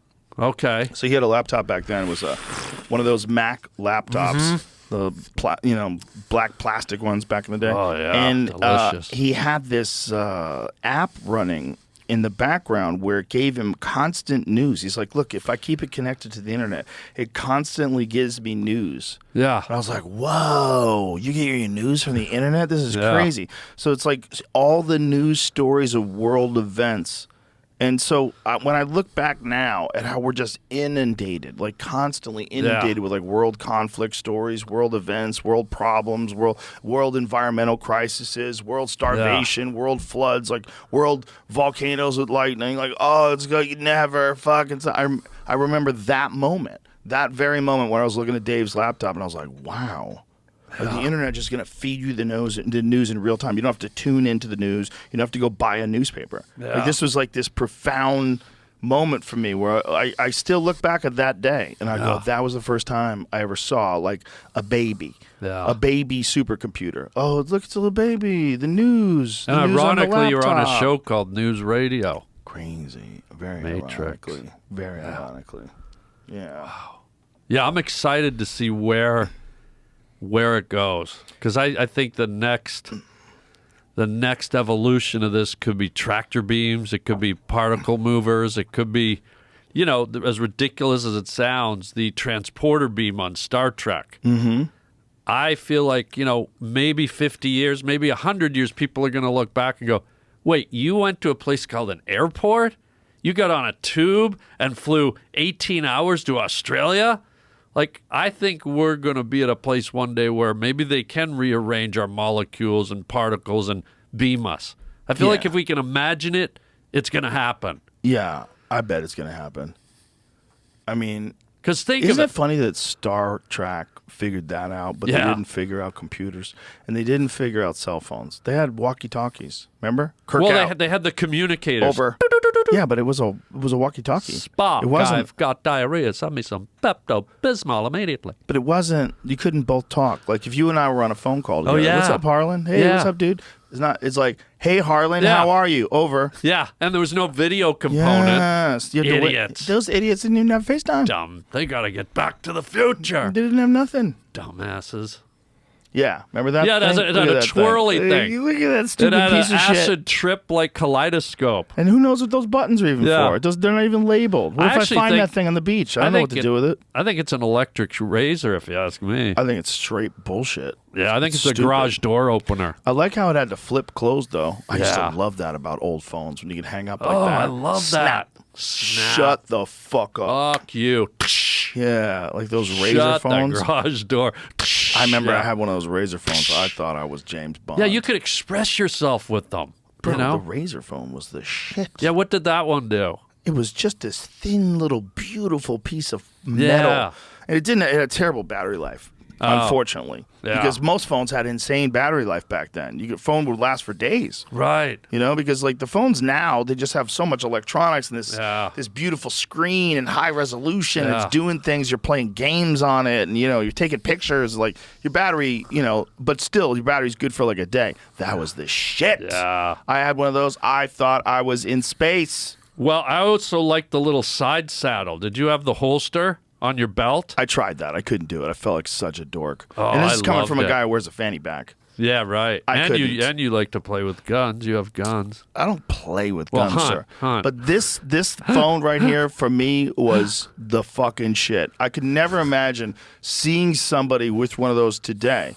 I would be like, what are you doing with that thing? But aren't they bringing them back? They have a different one. But the new one is like a new phone. It's like a modern phone. The new one folds. Yeah, look at that. But it has like Whoa. apps. It's essentially a regular phone. Yeah. But it does close, and it's real slim. Like, look, it looks pretty similar. Oh, I think Okay, you might have open to it get up. one. Would Well, you do it? I thought about switching to Android just because I don't like being trapped in the Apple ecosystem. I don't like the idea of it. But Google does a lot of like really shady stuff with there's different things they do that I don't like. And one of the things they do is like if you look at what was their most recent declaration, they were talking about censoring things in a time of social problems. Remember that, Jamie? They reserve the right to censor information under certain circumstances. Google Ads, though, didn't it? It had something to do with Google Ads, yeah. There's things that I don't like in terms of search results, curation, because that's a thing that Google does that Robert Epstein has been working on for a long time, like showing that when you, like, say if you Google a presidential candidate, Yeah. right? If you Google a candidate that's a Democrat, you'll get, especially someone who they want to win, you'll get like a lot of positive stories that come Yeah. up first, and you have to go deep if you want to find something about corruption or accusations or anything like that. Yeah. But if you do Google Republican, it'll go right to that. Now, I'm not saying this is just an example. I'm not saying you could find that, but Yeah. his research shows this, and I'm doing a bad job of paraphrasing it because I don't remember exactly what it said. But essentially, his claim was that in curating search results, you can have an impact on elections.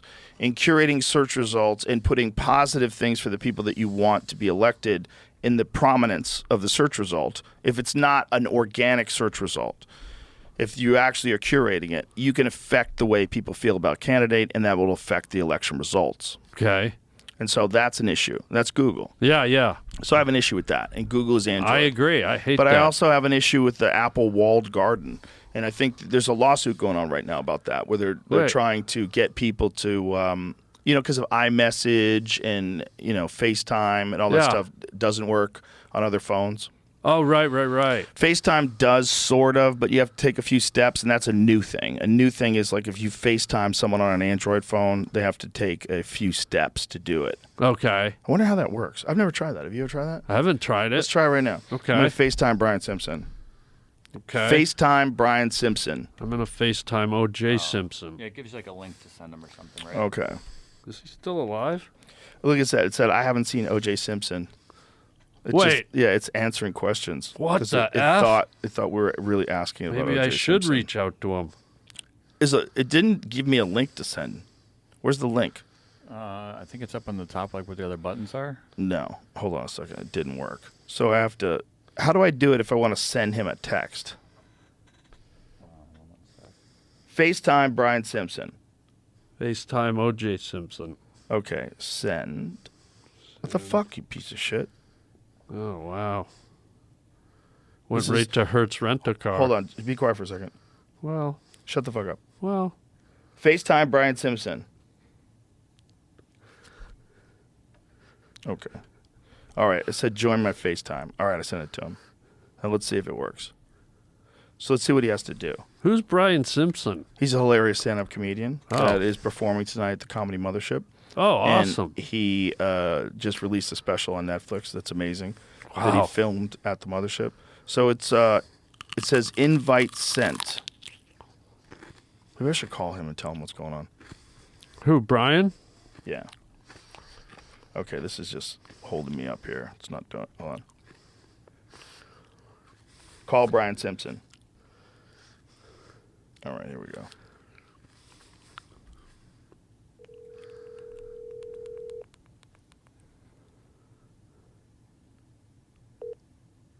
Hello. Hey, brother, it's Joe. I'm on a What's happening? podcast right now. You're live on the podcast with Harland Williams.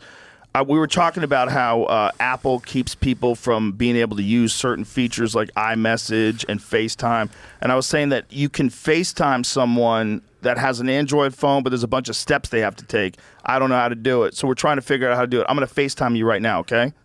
All right, word. All right, I'll FaceTime you in like 2 seconds. Bye. Cool. FaceTime Brian Simpson. All right. I sent him join my FaceTime. Let's see how that works. So here it goes. We'll see how this feature works. Now, and I know all you Android dorks, I know that there's other shit that you could use to do this, like WhatsApp. And I guess you could use Instagram, right? Don't people use Instagram for video calls? Yep. This is not so fluid. Yeah. Now, if I wanted to FaceTime you, because you're a little Apple fanboy over there, you're a little bootlicker, Hell yeah, I am. I could just lick it FaceTime deep you, and hard. and it would work instantly. See, he's got this invite. Yeah. This takes so long. Like, it And ruins the spontaneity about a fun FaceTime call. A fun FaceTime call, you're at a concert. Dude, what's up? Look where we are. Ah! And ironically, his Yeah. initials are BS because this is BS. This is bullshit. Yeah. This is, like, straight bullshit. Would you ever shoot your cell phone? Like, just to I've get your shot a bunch of frustration? them. Like with a full high-powered rifle? Yeah, we used to take them out to the range and shoot hard drives and cell phones. No. Yeah, it's a good way to get rid of stuff. boom, 300 Win Mag at 100 yards. Ooh, it's amazing what it does to a cell phone. Ooh. Yeah. Do you line it up in a scope? Of course. Yeah, I can't see that far. Wait, how far? Accurate. 100 yards. Wow. Yeah. There's a video of it, I think. That didn't Red Band have a video? Yeah, we made a video. Yeah. Have you ever shot a machine gun? Yes. And? Elation?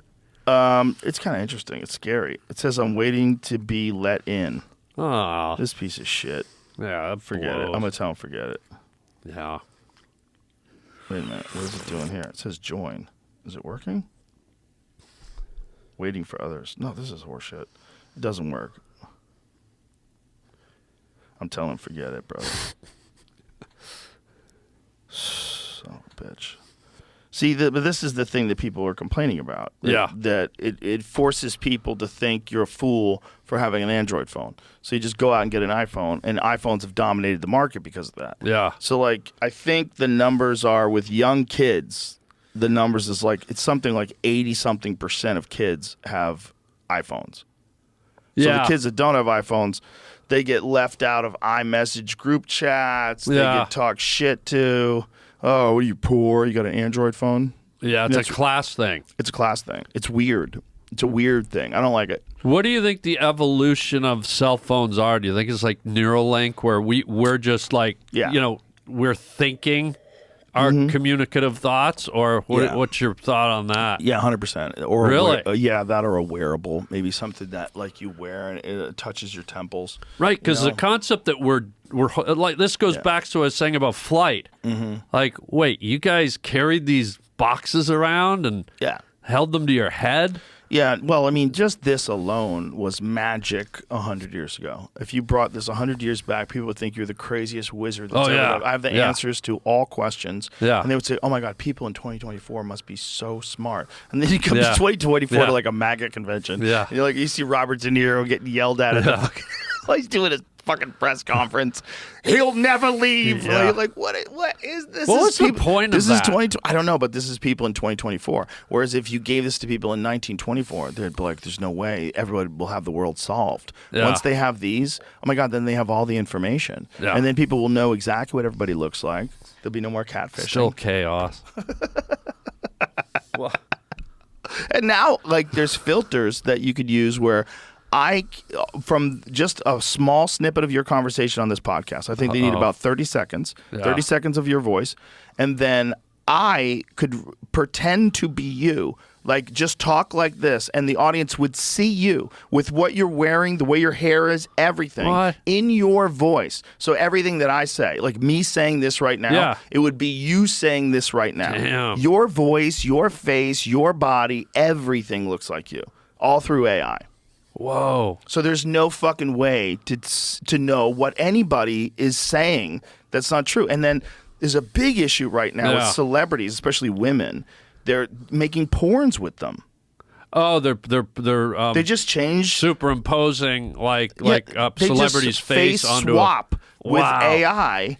So this porn star is having sex with this person. You face swap Natalie Portman or fucking So I could Angelina Jolie, and now you have a realistic looking sex tape of famous people getting fucked. So I could see Judge Judy plowing the Judge pizza boy. Judy just sucking cock like it's going out of style. Like Wow. there's a closing sale. Wow, Yeah. imagine Judy Dent in a pool boy Who's that? video. Who's Judy Dent? Remember the British actress I do not. M from what's her name? Judy Dench. Bench? Dench? Oh, there she is. Imagine her in a pool boy. Oh, she was hot Porno. when she was young. She No, was so I mean pretty. now. But look at her when Look she at was her young. She now. was so pretty. Imagine her rubbing chlorine all over a pool boy. Time is a ruthless bitch, isn't it? She puts the net over his head. And I'm just trying not power to slams. imagine. I'm trying to power through this. She's 89 years old. Give the woman her due. Give her respect. Son of a bitch. How about I give her a check for cleaning the pool? Getting stuck in the dryer. Whoa. I was looking for something. I can't Pull, help me. pull the, I can't get out. pull, pull the, Stuck in the dryer is my favorite. You've The seen stuck in the that? dryer porns are my favorite because it's so ridiculous. You can get out of the dryer. Like anyone can. I love it when they pull Dryer's their pretty big. when they pull their head out and there's a cling-free sheet on their head. Yeah. They got a mouthful of lint. Looks like they've been blowing an elf. Yeah. I can't believe I'm stuck in here. Yeah. Thank you for saving me. You know what? I tried the dryer sex once, and I was so impassioned, I hit the tumble cycle. Oh wow. And so imagine being in your woman, and she starts swirling around, and you're holding on like a horse, a rodeo horse. It was some of the best sex I've ever had. Did you stay still while she spun? That She would be the spun. move. I just held on to her muffin top, and we swirled around like Did you get any concussions? she did. Yeah. Holy A lot God. of banging around in there. Oh, her head came out. She looked like this cauliflower. But I had one of the best orgasms I've ever had in my life. That's a one-time deal, right? It's Not hard to really. trick her into doing that again. Well, some women like adventure. Yeah. What's the Living on weirdest the place edge. you've ever done it? Your house. That was you? Wow. Thought I heard that dog growling under the bed. Yeah, I was doing it under the bed while you were on top of the bed asleep. I Okay, was trying to do it. pre-marriage, because I Yeah, don't want to yeah, get back you in in the day. trouble. Where was the wildest place? We were you- only 15, remember? Yeah, where'd you do it? Wildest place. I guess in the woods. When we were kids, there was nowhere to go. So you go in the woods. One time we got eaten up by mosquitoes, like our whole body. Yeah. Both of our bodies just covered in mosquitoes. 'Cause Yeah. we're so retarded. We got naked in the woods. Yeah. In July in Massachusetts. Wow. Yeah, but you're fucking 17. You don't know what the Yeah. hell you're doing. You're crazy. Yeah. Wild kids. A lot in the woods? Yeah, well, there was always woods were always there. Yeah. Now, there was a place when you were kids you could just go to the woods. You know, Yeah. just bring a towel or a blanket or something. Did you Just go love to the it? woods. Yeah, but the woods are scary because anything in the woods is scary. Things in the woods become scary even if they're not scary anywhere else. Like a baby, a naked baby in the woods just staring at you. It's fucking terrifying. There's Yeah. no other place Yeah. where a naked baby is scary. Yeah. Like if you're walking down the street, you see a naked baby, like, oh my God, Oh. whose baby is this? Yeah. Does anybody know whose baby is it? Hey, Yeah. little guy, hold on. You know, Yeah. and then you call the police, you pick Yeah. up the baby. In the woods, you're like, Yeah. we're going to die. Yeah. It's a fucking naked Yeah. baby just staring at us. If it's hanging upside down from a red pine staring at you, that's pretty creepy. Yeah, holding on by its feet. Yeah. Like a bat. Yeah. If you saw a baby in the woods just staring at you, you'd Yeah. be fucking terrified. Yeah. Any other Creepy. place, but baby. So the woods are automatically scary. Yeah. And you're scared that you're going to get caught. So Yeah. that's exciting. Yeah. We're going to get caught. We're not going to get caught. Don't worry. We're going to go deep in the woods. What gonna about walk. in the city, though? You ever do it in a crazy place in the No, city? not really. You? Sewers? You ever go in the sewer? You ever go in a manhole? I had a little fun on a Chicken cow? Ferris wheel once. Really? Yeah. Whoa. Yeah. that Were you was cool. worried you were going to be at the bottom and wouldn't be able Well, to stop? that was cool. We would time it so that when we came down, it was like hands off, and then we'd swirl. So it was like kind of this really fun sort of start and stop thing. And Yeah. then one time, I'm not kidding, the guy sort of recognized me. And we were having the guy here, the carny who ran it. Like when I got on, he said, "Oh, dude, I love you," right? And so we were having so much fun, but we weren't finished. And so as he was letting it everyone off. I said, "Just leave us on, just please, Jed." He goes, "Okay, I got you." And we just like finished swirling. Yeah. Yeah. Congratulations. Did you ever do it in the swirling teacups at Disneyland? Imagine if you did. Yeah. Boy, imagine throwing up like right when you come. Oh, It'd probably feel man. amazing. Because even though throwing up sucks, it feels amazing when you have Yeah. to throw up and you finally do. Purging. Oh, Yeah. you know that feeling? Like last time I threw up was about a year ago, and it was in the middle of the Whoa. I got up and I was like, I feel like I'm gonna fucking puke. Yeah. I didn't feel good going to bed, and in the middle of the night I was like, whoa! And I woke up and I went to the bathroom to pee or throw up, and I was like, oh boy, they might both happen at the same time. Oh. And I held the pee Yeah. and just like, Yeah. and then I peed right over my throw up. I don't give a fuck, dude. Wow, that's how wild. Wow. I am. Yeah, I didn't even Mix- bother mix and flushing it. match. I just pissed on the throw up. I'm like, Just what? left it. Yeah. You ain't gonna Surf break and turf. me. Just a little throw up. Did you do the thing when you barfed, like right after you just curled up on the bathroom floor in the fetal position No, and never. felt the cool tiles on your No, naked skin? Never done that. Me neither. I do lay down on the bathroom floor sometimes when I get out of the sauna, though. Oh, yeah. Because the tile floor, like right when you get out of the sauna, it's yeah. 185 fucking degrees or whatever it is. Yeah. I like to lay down that cool. But you do the ice soaking. Tile. Yeah, So but aren't I you mean inside my house. When I'm inside my Oh, house, I have a yeah, sauna inside my house. I have one outside too. I'd but love to come over later and Come on sit in over. it with you. Yeah. Let's hang out. We Just got one a here couple too. hours. We got one here. I'd rather do the one at your house, I think. Then we can have dinner too. Okay. What, do you want to sleep over? I wouldn't mind. I bet you do. Well, We're going to work out in the morning? no. You can. You going to get the cold plunge? No. Oh, come on. I'd sit in ice cream. In a hot day, the cold plunge feels good for about 5 seconds. On a Yeah. hot day, you get in there, you're like, oh, fuck. I jumped in Lake Superior once, and it was one of those things I probably stayed in about 5 minutes, and I've never experienced it, but when I got out for about 40 minutes after, I was shaking. Like it was so cold. Here's a question.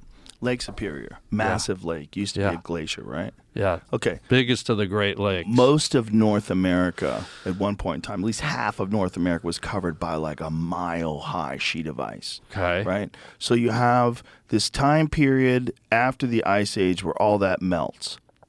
How the fuck do the fish get in there? Yeah. How the fuck did those fish get in there?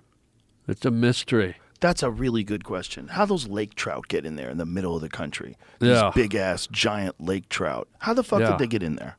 What, did they just evolve once the water melted? Yeah. Were there seeds of the fish Yeah. in the ice waiting to be melted? For real, though. Yeah. If that's all ice, Yeah. the fish ain't getting in there.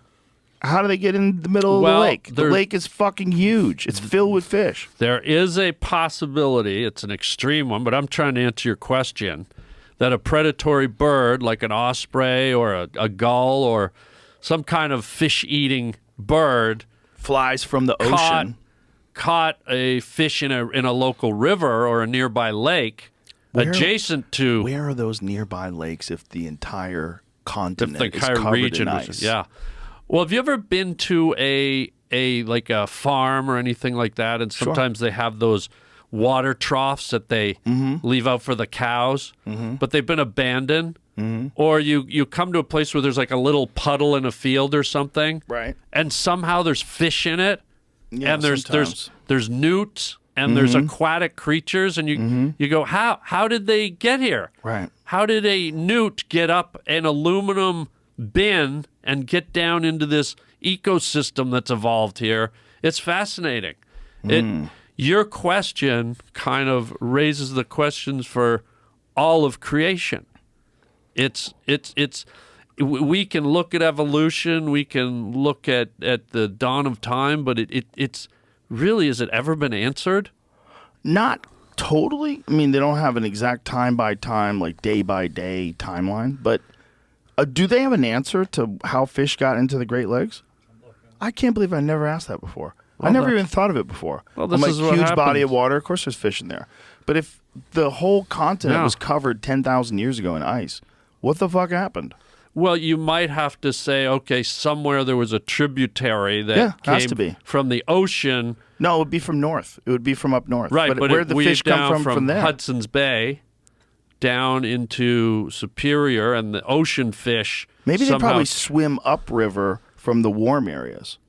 well, that's what salmon do Yeah, when they I spawn. bet they swim up area. That makes the most sense how Yeah. they got in those lakes. So those lakes must be connected to rivers, right? Oh yeah, they have to be. They So all are. They probably swim up into the lake and Yeah. then evolve to become like these big lake creatures like lake trouts. Yeah, Because lake trouts are fucking huge. lake man. trout can get huge. Yeah, Oh man, yeah, people ice fish them. yeah, That's like a big way of they're fucking crazy looking. yeah. So that thing, you don't really find them. I mean, in the southern areas, right? Those are a northern fish, aren't they? Lake trout? Yeah. They're sort of a deep water, really cold fish, so they Right. don't necessarily have to be way up north. Right. So if they evolved, Yeah. if these lakes and streams from the lower part of the country, Yeah. right? So if you're talking about like New Mexico or something like Yeah. that, some area that wasn't covered in ice, these things swim all the way up the river, and then they evolve in this lake to become bigger and to become adapted to the cold, deep water. Different species, yeah. It's dude, Crazy. This is the mystery of Crazy. where we are. Yeah. And this, how about sturgeon? sturgeon, where they're do those like dinosaurs. fuckers come from? These things are what, 1,000 pounds or more? Huge. Monsters. They yeah. look like dinosaurs. Prehistoric. Yeah. They look prehistoric. Have you ever seen that thing that's in the Amazon that it has essentially bulletproof scales? Yeah, they're black. What is it called? I've seen Arapaia? Yeah. What's up, Jimmy? Well, just the way the fish got into the Great Lakes is a way deeper story than I've uncovered so far. But this is the way salmon got there, specifically Spawning. in the '60s. People brought them there. Yeah, a guy had to bring them there. That makes sense. Fishing became very popular back then, so there was a lot of dead fish swimming like on the shores for some reason. I was trying to find out. But were there any fish in there before the salmon? There had to have been. As you were Right. first asking it. I've seen this image recently. Like the depth of Lake Superior specifically. Holy is shit. very deep. I've fished that lake. 1,333 feet. Fuck. So there could maybe have Yeah. been something under there waiting for the ice to melt that came back up. There is a doesn't bunch make of stuff sense. saying what he said too, where like fish eggs get dropped by other birds and end up in the water. I gotta think the river has a lot to do with it. But this is like you can't go up Niagara Falls. That's true. Right? Wow, you right. can't. Good. Wow. Yeah. right. Good point, Jamie. That's a very good point. Right. How the fuck does it get past those? God damn it. Well, What a yeah. mystery. Yeah, this, Harland, we've maybe cracked or uncovered one of the biggest mysteries in humankind, and no one's talking about it, buddy. Yeah. Isn't that incredible? Yeah, aren't you glad I showed We up? busted it out. Wow. We're the ones. We're the ones. Imagine tomorrow, like front page of every newspaper, Harland Williams and Joe Rogan pose serious question as to how fish got in the Great Lakes, and scientists are baffled. And they all start talking to us, coming to us, like, how did you guys realize that fish had to get into the Great Lakes when the Great Lakes used to be covered in a glacier? Yeah. You guys are geniuses. Untouched geniuses of nature. Yeah. And then maybe when Trump gets in for his second term, he appoints us to some sort of a nature advisory board, and we give... we could be the master ichthyologists. Yes. We could be the people telling everybody how to fix all these problems with animals and people. And But see, here's the other layer of this lasagna that we're not talking about. You're talking about lake trout. Right. How about the Lake Superior probably has 60, 70 different species of fish? I've Right. fished Lake Superior. I've caught Right. whitefish. I've got lake trout. There's all kinds of fish in there. Right. How they get in there. By the way, I used to work on the shores of Lake Superior, and there's a place you'd like this because I know you like bears and you like guns and you like. Believe it or not, there's a place on the shores of Lake Superior called Nays Provincial Park, where it was such a desolate place that in World War II they had a German Nazi prisoner of war camp on the shores. Whoa. And the prisoners, it was so remote, no one could escape because they would have gone into the Canadian wilderness. But the German soldiers captured somehow a black bear and trained it to box. They'd put boxing gloves on it, and the Nazi soldiers, for entertainment purposes, would box with this black bear.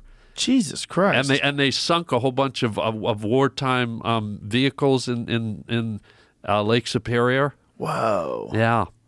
How many bodies do you think are in Lake Superior?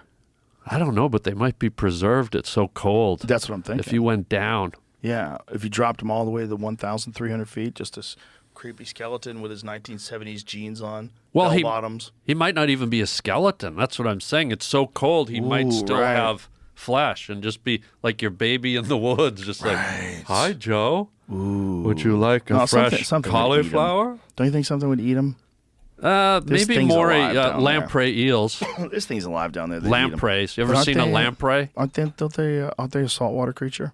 No, freshwater. They're in Lake Ontario. Oh, really? Yeah. I know they cling to the bottom of sharks a lot, right? They feed off of what the Those shark. are remoras. Oh, that's right. Remoras. By Is the lamprey way, similar to no, remoras? a lamprey is one of the most horrific. It has a round. It's like an eel Like a with a suction round cup with suction teeth. cup with circular, like buzzsaw teeth. It affixes itself on the fish Yeah. and slowly sucks their interiors out. Jesus Christ! Look at what if that was in a movie, you would say, "Oh my God, Yeah. glad that's not real." Yeah. That's like Dune, right? That's like the worm in Dune. There is a movie. What's it called? Let me see that one where that dude's holding it again. That's so creepy. Yeah, the Look lamprey. at that fucking mouth, man. Well, what's amazing is Isn't it that sucks amazing? your insides out and slowly eats you alive. So it pulls the skin apart and then just sucks out all No, the it organs. literally creates a hole. Look at it it biting that dude's hand. Yeah, it puts a hole in the fish and just stays affixed to the same spot and eats its insides out. They're older than dinosaurs, dude. Yeah. Now they're in like in the Great Lakes. That's crazy. How the fuck did they get in there? So that's one attached to a fish? Yeah, that's on a lake trout right there. Can you show me the photo? Oh, so that's the hole where it was. No, where that's it connected. hanging. See? Invasive. Oh, those are the ones hanging. Yeah, off. and then see the wow. hole. You can see a hole where one let go, and they just Click on that link, please. consume the fish. Where are they from originally? It says it's an invasive species. I don't know, maybe the Amazon. Does it say? Wow. Right. But where are they from? It says it's invasive. It's a sea lamprey. Yeah, They're in the Great Lakes. The sea lamprey is invasive and it can cause problems in local ecosystems. It's a lot to do with its size. Sea lampreys are big compared to native species, so it comes from the ocean somehow or another. And they can live in fresh water? That's Yeah. crazy. Well, apparently the girl, I think her name's Maria Bell, was the first person to ever swim across Lake Ontario. And she had to swim through schools of those, apparently, when she Whoa. swam across Lake Ontario. Oh my God! Imagine those little fuckers grabbing a yeah. hold of your asshole. Yeah, they're the perfect. They almost got asshole suckers for mouths. Yeah. Like, they're perfect. Jeez, hate to see Dimitri around one of those. So in the 1950s, the U.S. and Canada teamed up for population control measures, and they have worked several strategies, including traps to capture adult lampreys, lampricides, poison, target sea lamprey larvae, and installing barriers are a few tactics to use. So Look at far, that. working. What does it say? Oh. That's a good thing. Left multiply sea lampreys could significantly damage to the region's $7 billion fishing industry. Huh. Lampreys. Yeah. Creepy little fuckers. Yeah, and then the remora.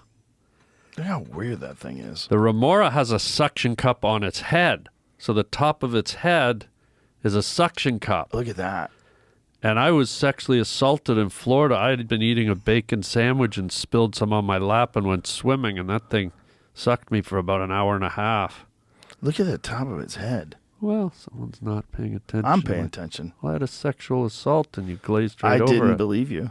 Well, it's true. It lasted too long. I can show you If the said suck mark. for like 30 seconds, I'd have said, oh my God, that thing clung to his leg for 30 seconds. But maybe I wanted to last. Remember, you're talking to the dryer sex guy here. Right, the guy with the baby inside. Do you of know him. that the What does Spanish... it say? Suckerfish latches to swimmer? Whoa. There you go. Look at See? her. She's hot. But you know, the Spanish fishermen, there was a time when you could eat sea turtles. Right. And the remora will swim to whatever's moving because they feed off of they're like parasitic fish. When the shark eats, they'll catch all the scraps. So Spanish fishermen, to their ingenuity, they used to eat sea turtles, and when they'd catch a remora, they'd keep it alive in the boat, and when they saw a sea turtle, they'd put it on their line, throw it in the water. The remoras would go to the sea turtles, stick on the shell, and they'd reel in sea turtles. Really? Used to be able to eat them, yeah. That's how they got? No, you're making this up. No, that's for real. This was in the past. They clung to the sea turtle, and that's how they pulled it. So they used it like a magnet to get sea turtles. Yeah, you saw the size of the sucker on its head, right? So it would stick to the sea turtle, and then they could, in essence, pull in Really? see, there's one. Wow. Yeah, so if you want to go fishing for sea turtles later, let me know. That's crazy. Yeah. Some good sucking going on in the They ocean. used to take the sea turtles and flip them on their back and put them in the bottom of the ship. And then when they wanted to eat one, they just pick it up. Because when Yeah. you flip them on their back, they can't turn over. So they just lay there. Yeah. And they could stay alive for a long time without food or water. Yeah, because they're air breathers. Yeah, so you just leave them in there until Just you want leave to 'em. cook one, Yeah, throw a leaf over it. pick it up. It's like fresh food. I've seen a bunch of videos of people cooking and eating sea turtles in other countries. Because there's like some cooking show or fishing show where some guy went with them, and you're not allowed to do it, but you can be there while people are doing it. If you're an American, you're not allowed to kill a sea turtle. Yeah. But in some parts of the world, like their local culture, like in some Eskimos. places, Inuits are allowed to eat whale, They can kill whale. They Yeah. can kill walrus. seals, all Yeah. that stuff. So these people are allowed to kill sea turtles, but there's something like really disturbing about watching a sea turtle get hacked apart. Yeah, because they're so gentle. I know, and they're so like, what is happening? Yeah, to they're me? just like little dummies swimming They're not around. like a fish. Like No. a fish is just like their eyes don't move that good. They just move around a little. Like, you're so removed from me, I'm going to cut your head off and serve you a They're sushi. so sweet. I was just in the Galapagos Island swimming underwater with sea turtles holding their flippers. Also, So sweet. that's cute.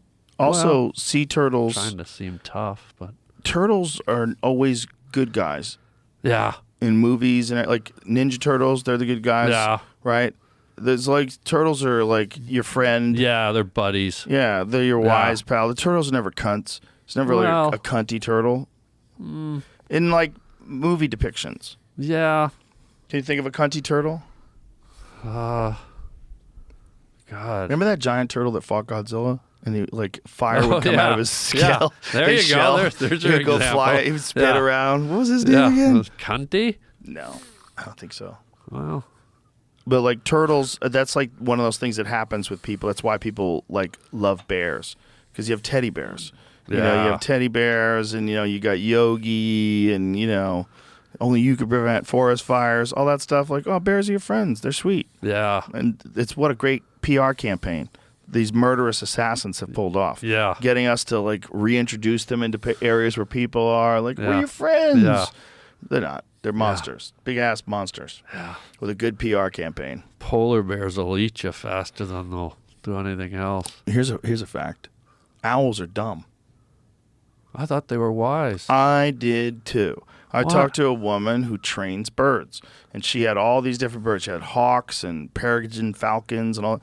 She's Yeah. like, owls are the dumbest. There's only one animal dumber than them. That's one of those big animals, one of those big birds, rather, that's dumber than them. One of them big birds from Australia. What are those things called? Emu? That's it. Yeah. That one's dumber. So Really? that's the only animal that's dumber than an owl. She's like, owls are so dumb. I thought they were wise. I had one Of course. hooing outside of my house about 2 weeks ago, keeping me awake all night. And I'm like, how do you deal with the wisest of all the birds, right? So I go outside, I throw a Rubik's Cube up into the tree. It comes back 30 seconds later, perfectly done. So I don't think they're that dumb. Wow. I had to Maybe you work. got an autistic kid living in your tree. Yeah.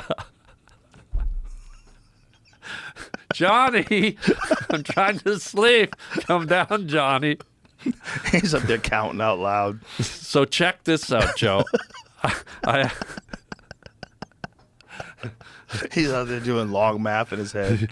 He's up there eating celery. 5,000 divided by 16. Like, he throws, A beautiful mind. he throws him that fucking Rubik's Cube. Yeah. Throws it back to you. He keeps going on with his math.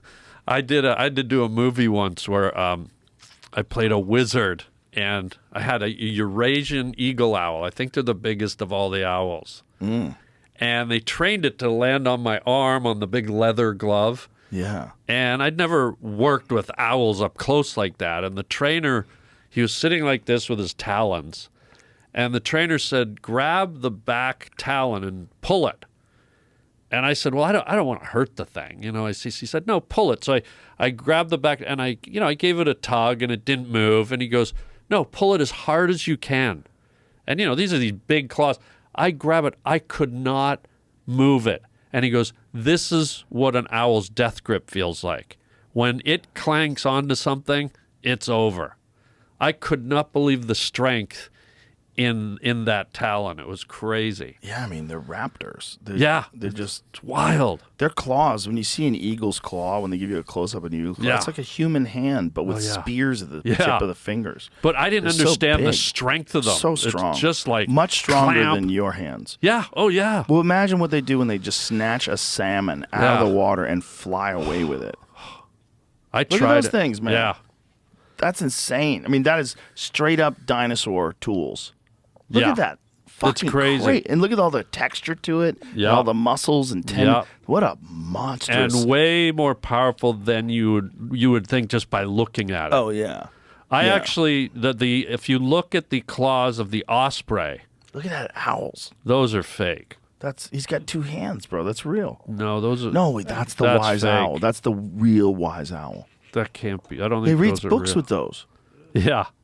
He's up there in the tree reading books. I didn't even see the problem with it at first. I was like, what's wrong with it? Oh, yeah, okay. Ooh, Yeah. welcome to the internet. But I was so shocked that owls are dumb. Yeah, She's like, why, it's really why dumb. did... Whoa! Wait. Look Yeah. at those claws. Is that the Eurasian eagle owl?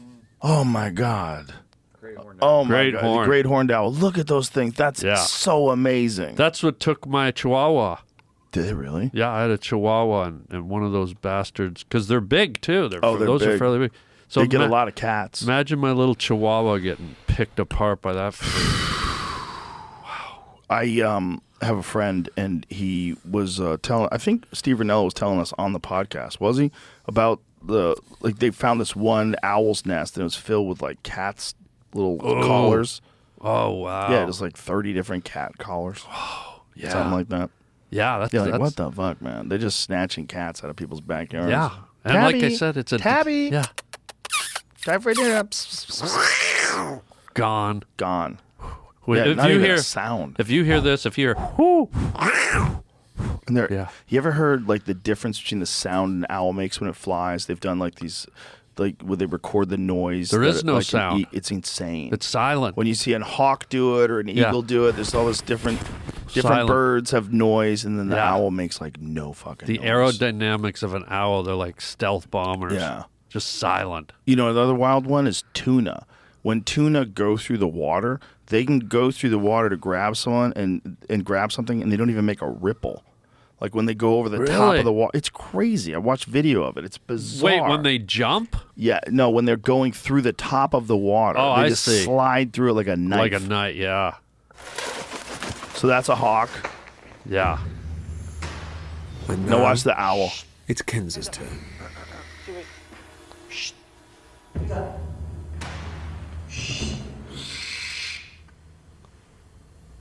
Nothing. Silent. Silent. Silent nighttime killer. Nature, Dumb man. as shit. Big stupid head with giant eyes. Dumb as shit. Just fucking killing everything it can. Are they? They're not that dumb. Are they got to be Dumb smarter as than shit. a woodpecker? I Aren't think they? woodpeckers are way smarter. Really? I don't know. What about a blue heron? Just, I don't think you can train a woodpecker, so this lady probably has a limited database to work Yeah. with. Everything like she's got on her arm is like a raptor, except for the owl. Like the falcons, she said, are the hardest. Hawks and falcons, she goes, they just kill everything. Like Yeah. you let them go, they just go find things. They'll kill squirrels. Yeah. They just can't stop killing. Okay. She goes, these things just like they're killing machines. Yeah. She goes, I let them go. They just find things and kill it like immediately. Yeah. Find a bird, kill it. Fly up to the bird, kill it. They come back to her, but they just go kill things first. Oh, this is a trained falcon. Yeah. Oh, They're wow. all trained, but it doesn't matter. Yeah. Like if you let a hawk go, hawks just go find something to kill. Yeah. Like what I got to kill? They just Yeah. fly around like what? Oh, bird. Yeah. Boom, dead. Yeah. They're not even trying to eat it. Squirrel. Fuck you. Bam. Kill that squirrel. So sport killing. Sport killing. Really? They're just designed to kill. Because not a lot of animals do that. Some animals can't help themselves. Lions do it to hyenas. Yeah. I bet that lion did it to that lady in that car. I bet she wasn't eating her. I bet that was a little bit of sport. There's another old video where some like Danish guy's going through a lion safari with his wife and kids, and he got out. He was with his camera. Oh, no. And literally, the kids and the wife, you see them in the car going berserk, and his legs are kicking in the air, and the lion just came and devoured him right in front of the wife and kids. Like the idiot got out. Some people are just fucking stupid, man. Yeah. That's Darwin, right? Yeah. That's the whole idea. Is like those people are not supposed to make it. Yeah. Yeah. You're not supposed to make it. But they've already bred.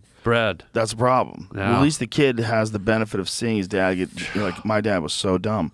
Like, you know, you can have a dumb dad and get through things and be a different person than your dad was. And if you're a dumb kid and your dad is dumb as shit, your dad gets out and gets eaten by a lion in front of you, that has a profound effect. I gotta be honest. Not even saying though. that kid's dumb or that, you know, maybe the kid's a genius. Yeah. You could have a genius kid, be stupid. It's I gotta possible. be honest though, Joe. In this world we live in, where humans expire primarily, in a hospital bed or at home and around their loved ones, with a disease, with whatever cancer. Right. I really would rather die like jumping a lion. Like, at the family go function, on how your did he shield. die? He attacked a lion. You went out on his shield. Huh? Yeah, you went out on your shield. Yeah. Yeah. Like, I want to noble the death of, like a warrior, right? Yeah. And but going back to that story, this is going to sound ridiculous. No way. Yeah. But going back to the story where I told you I saw the lion when my hand was shaking, Yes.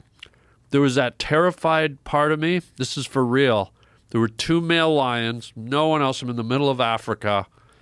Part of me wanted to jump out of the truck and just run at the lion and attack it, knowing that I'd die, but knowing that it would be the most glorious death of a man with courage or stupidity, but at least I would die in a fashion where Spectacular way. in the real world, organic, Yeah. nature, man Yeah. versus beast, beast versus beast. Because I don't like to think of us as superior to other creatures, but that actually popped into my head. I thought, I don't want to expire in the leukemia ward. I don't want to be in Right. hospice. Right. I've lived a good life. Yeah. So imagine I just run at a lion. In that last moment, I get to see the shock in its face of a human daring to jump on it and grab its. Yeah. And they would have been on me in a second, but I don't know. Is that weird? No. Like, have you ever thought how you want to die? Well, if you're gonna die, Yeah. and especially if you're older and you know it's soon, that's What are a you good way saying? to go. Just run at that lion Would next have, time. Have you ever thought about that? No. Would No. you be fine just expiring in a hospital bed? Like, Yeah, that's better than being torn apart in front of your family. yeah, I'm not saying do What it in about front of them? your family. What about the other people that no, are there not in with front you? of your family, but if you just had How are that you going to get to the one-on-one lion? moment. Let's Someone's say, got to take you to the lion. let's say right? you're out hunting a grizz, and one day you just go, you know what? You put the rifle down and you just run at him and go, this is how I want to go. Punching a grizz in the face, knowing you're going to die, but you go out in that wild. Punching a grizz in the face is like an ant punching you. Yeah, It's like being attacked by a kitten with no claws. it is. It's like, But you get that moment of being a man, of feeling that power. no, You'd rather just that's a stupid way to have die. a heart attack. Yeah, Okay. yeah, that's a stupid way to die. Well, I mean, it's one thing if you get attacked by an animal when you're out in the woods. Right. And it's like, hey, this is the price you pay for being in nature. but You see, get to that's the experience thing. real You nature. revert. They attack But- us. Why can't we attack them now? Flip it around. Okay. I'd guess like you could- to. Yeah, you can. Okay, good. Maybe I'm even inviting you to come with me to do it. If you ever find out that you're going to die and that's how you want to go, I'll go. You'd I'll come go with you. me? Yeah, definitely. I'll bring a rifle in case you change your mind. You wouldn't Like run. if you're like as you're running, like Joe, I changed my mind. Boom! I'll have my crosshairs on him. You wouldn't Ready run to to take the 'em out. animal with me. No, I'll be there to watch. If you want me to. Yeah, I'd love that. Okay, it'll be a special moment with Cher. I love Cher. I'll be there when you pass over into the next stage of life. But you got to do me a favor. Yeah. If like heaven's real, if like there is an afterlife Yeah. or whatever it is, just let me know. Oh, I would. Come back and tell me. Come in a dream. Tell me in a dream. Yeah. Have you had a dream of someone who died and it seemed like super realistic? Ooh. Yes. I think I have. What was it? It might have been my dad. Ooh.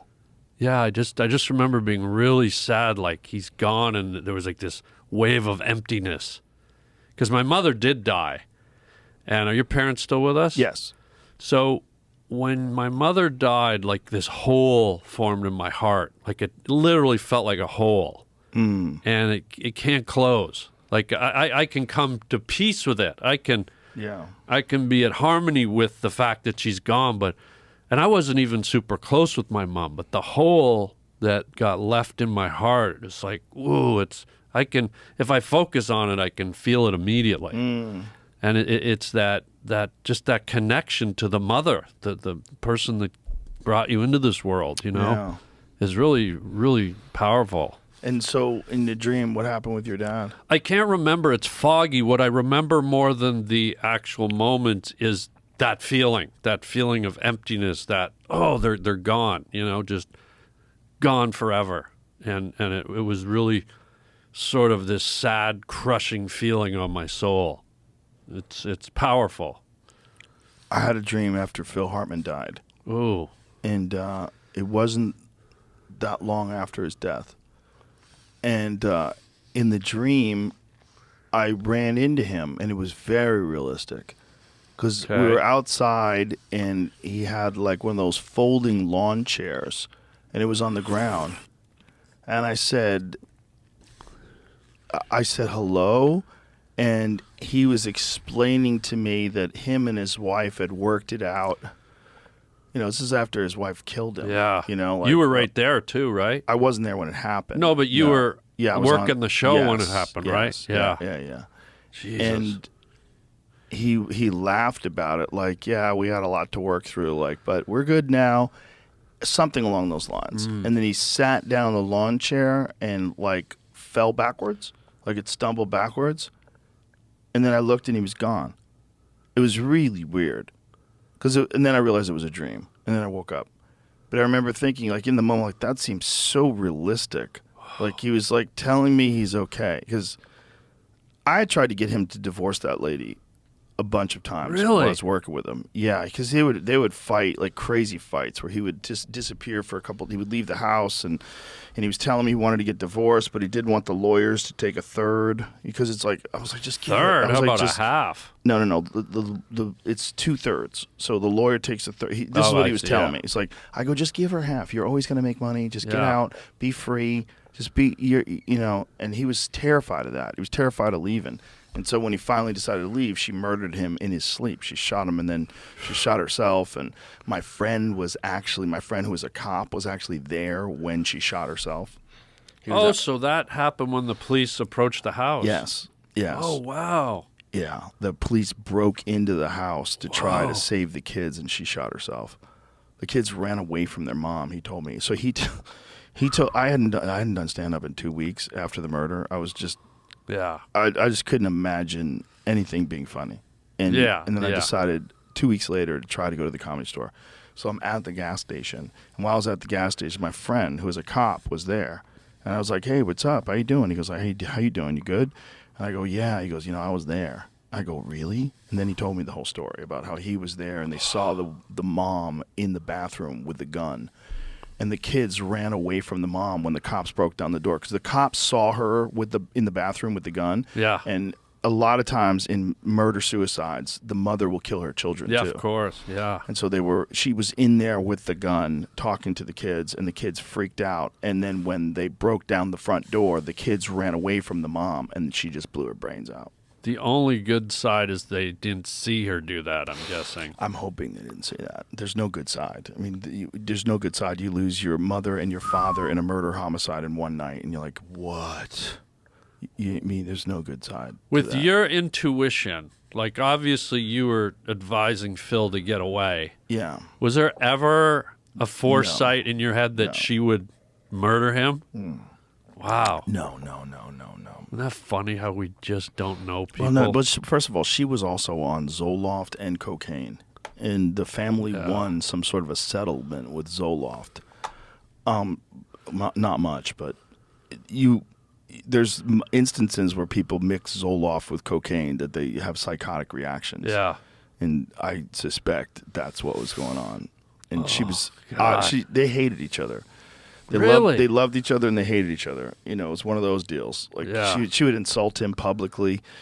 It was rough, man. And I was just saying, like, you're a great guy. Like, you don't need to be going through this. Yeah. Like, you need to get divorced and have, share custody of your kids and try to set an example and just you can't do this. Like, the fighting was so bad. It was, and he hated it. He didn't want to be married to her. He was stuck. And I told him, like, you can't just stay stuck and just let these circumstances overcome your existence. Yeah, no matter how hard it is, you have to push through. So we had a break where we were done filming for a bit till we went back for the next season. And one day I woke up and someone called me and told me. And then I saw it on the news and it's just like, what? And then everybody was calling everybody and we all got together. We were like, fuck. it's just so hard to believe. It doesn't make sense. It's like, Yeah. how? Was he your buddy? Like, were you friends with him off set? Like, did Yeah. you chum around and stuff? Yeah, he actually took me up in his plane once to find where I wound up buying a house. Because he goes, one of the cool things about flying is like, I can show you, because he had gotten his pilot license while we were on the show together. Yeah. And so he was always practicing. That he bought one of these single engine planes. It was pretty cool. And so he said, "You want to come up for a flight? I'll show you around." I'm like, "Yeah, let's do it." And so we flew around the valley, and he showed me all these different areas. And it's like he was a great guy, man. Did you, Sweet guy. given the turmoil in his relationship, were you privy to the knowledge that they had a gun in the house? No, I had no idea. Because when you're going through something bad with a spouse, I mean, I don't think it's good having a gun in the house, because someone could flip like that, you God, know? I guess, yeah, that's a horrible thing to think. But I don't even know whose gun it was. I don't know anything. You know? Yeah. I don't know if it was her gun. I don't know Yeah. if he knew about the gun. Wow. I don't know. Damn. Yeah. But Brutal. the dream was so strange, because the dream was like him letting me know he's fine. He was Phil. He was laughing. He was like, he made some sort of a joke about his wife killing him, and that we got through that now. And then he sat down on the lawn chair and fell backwards. Like, it slipped back, and like, I think I looked down at the ground, and I looked at him, and he was gone. And then I was like, oh, this is a dream. And then I woke up. Did you feel like closure? Yeah, to a degree? weirdly. It felt Yeah. like it was him letting me know not to freak out about it. Yeah, like let it go. Yeah. Dude, But you're always going to freak out about it. And you freak out about the kids. yeah. The kids is the big one that you just can't imagine what it'd be like if that was you, if you were a kid. And then all of a sudden your mom shoots your dad and then shoots herself, and then it's public. It's not just that it's this thing that you have to deal with. It's the thing that everybody wants to talk to you about, because the whole world knows about it, because he was a famous guy, Yeah. you know. Well, not only famous, but what Beloved. really he was loved, but what really kind of was hard to get your head around is you have this guy who's an extreme comedy force, right? Yeah. And you don't think of joyous sort of comedy, people that elicit laughter and violence like that. Right, and so the right, fact of here course. was this funny sort of ha ha ha guy that Yeah. brought so much laughter, and then that kind of ending, it's like it just doesn't fit. Well, not only that, it's like, when does the wife kill the husband with a gun? Yeah. How often is that? That's so rare. And execution style in the While they're sleep. sleeping. Yeah. Oh my God. What must have been Jesus going Christ. through her head too? Zoloft and cocaine. Yeah. What's Yeah. Zoloft? It's an antidepressant, SSRI. Oh. Yeah. Wow. Yeah, Google the results of side effects of mixing Zoloft with cocaine. I think there's a few psychiatric medications that if you mix with alcohol or if you mix with cocaine, you get really crazy behavior. Like, people just go off the fucking rails. Yeah. And I don't know even how much control they have. I don't know what that feels like. Like, what does that feel like when you're on Zoloft and cocaine? You might be fucking a raving maniac, Yeah. you know? Just the Do you got name. anything on that? Zoloft. Yeah. Like, just that name sounds like it's Evil. crazy time. Sounds like it's from the Star Trek. Yeah, it sounds like one of Planet the planets Zoloft. they landed on, right? Yeah, Zoloft The is not comforting. The Zolofts are here. I wonder if they named it that to make it seem like it's super advanced. Like, you're going to take Zoloft. Yeah. Oh, it's fucking super Yeah. advanced. It just Zoloft. sounds like nutty That's going time. to fix it. Yeah. That's going to fix it. Like, if there was a legitimate happy pill that worked like that with everybody, that Yeah. gave you like sort of like a low dose of MDMA all throughout the day, Yeah. it's probably a good thing for everybody. As long as there's no side effects. I'm mixed on that Yeah? because I think we were bioengineered to have what we have. And when you, Yeah. on a daily basis, if you start tinkering with what the structure was, how it was already the architecture of the structure, I feel like it's not maybe necessarily a good thing. Taking cocaine and antidepressants can interfere with your medication's ability to balance the levels of neurotransmitters in your brain, making them ineffective and possibly worsening your symptoms. Essentially, antidepressants are meant to correct any chemical imbalances that may contribute to depression, such as low serotonin. Cocaine, on the other hand, is abused to spike dopamine. What do you say abused? How about used, buddy? To spike dopamine and serotonin levels, producing an energetic and euphoric high. Although this rush of dopamine and serotonin makes them feel great for a few minutes, mixing antidepressants and cocaine can produce serotonin syndrome, which is marked by symptoms like confusion, anxiety, fear, diarrhea, vomiting, seizures, and coma. Additionally, taking cocaine with other drugs also increases the individual's risk of addiction. Chronic users often require cocaine addiction treatment and treatment for cocaine withdrawal symptoms to recover. Is there mixing Zoloft and cocaine psychotic behavior? Google that. Oh, there's got to be. Because I think that was something that, like, in limited numbers of people, they had observed some, like, craziness. Yeah. That's, poor guy, man. Sorry, dude. That's a traumatic story. Yeah, it's a rough story. But, you know, it happened 25 years ago or whatever it was. Still, it's just like... Crazy to believe. It's hard to believe. You know, it's hard to believe that someone could do that to someone that they're married to, that they have children with, and that they love, supposedly. Well, like, it's that you would lose your mind that far that you would shoot them in their Yeah. sleep. It's fucking... Well, it's the Jimi Hendrix, Jim Morrison from The Doors, you know, Janis Joplin syndrome. They were cut down. They left us with who knows what else to offer us. Right, You know, right. so many untold jokes, stories, moments. Like Yeah. Phil Hartman was obviously multi-talented as an actor, too. He was an artist as well. He used to do album covers. Like he did to a bunch of album see covers. what would still come. Because I think, didn't he get killed in his late 30s? No, he's in his 40s. 40s, so I don't it's think he even more to go. made it onto Saturday Night Live until he was in his late 30s. That was like... Wow. The thing of him is, like, he was a grinder for so long, and he was so talented, and just didn't make it until he did. And then everybody's like, "Oh my God, this guy's amazing!" Yeah. He was fucking great on news radio too. Such a good comedic actor. So funny, man. So good at delivering a line. Like, such a professional. Yeah. And it was interesting because he came over from Saturday Night Live, which is like this really competitive, like, shitty environment. They snipe at each other and do horrible things to each other behind the scenes. They do. He told me it was terrible. Like, and so when he came to news radio, to the sitcom, which was the opposite, everybody was very loose. Everybody was silly. We'd all go out drinking together, and, you know, it was a good time. Like, there wasn't any, like, weird shittiness. Oh, good. And he had to, like, adjust. Like, and so he would tell me about it. Like, like, he used to like to smoke a little weed.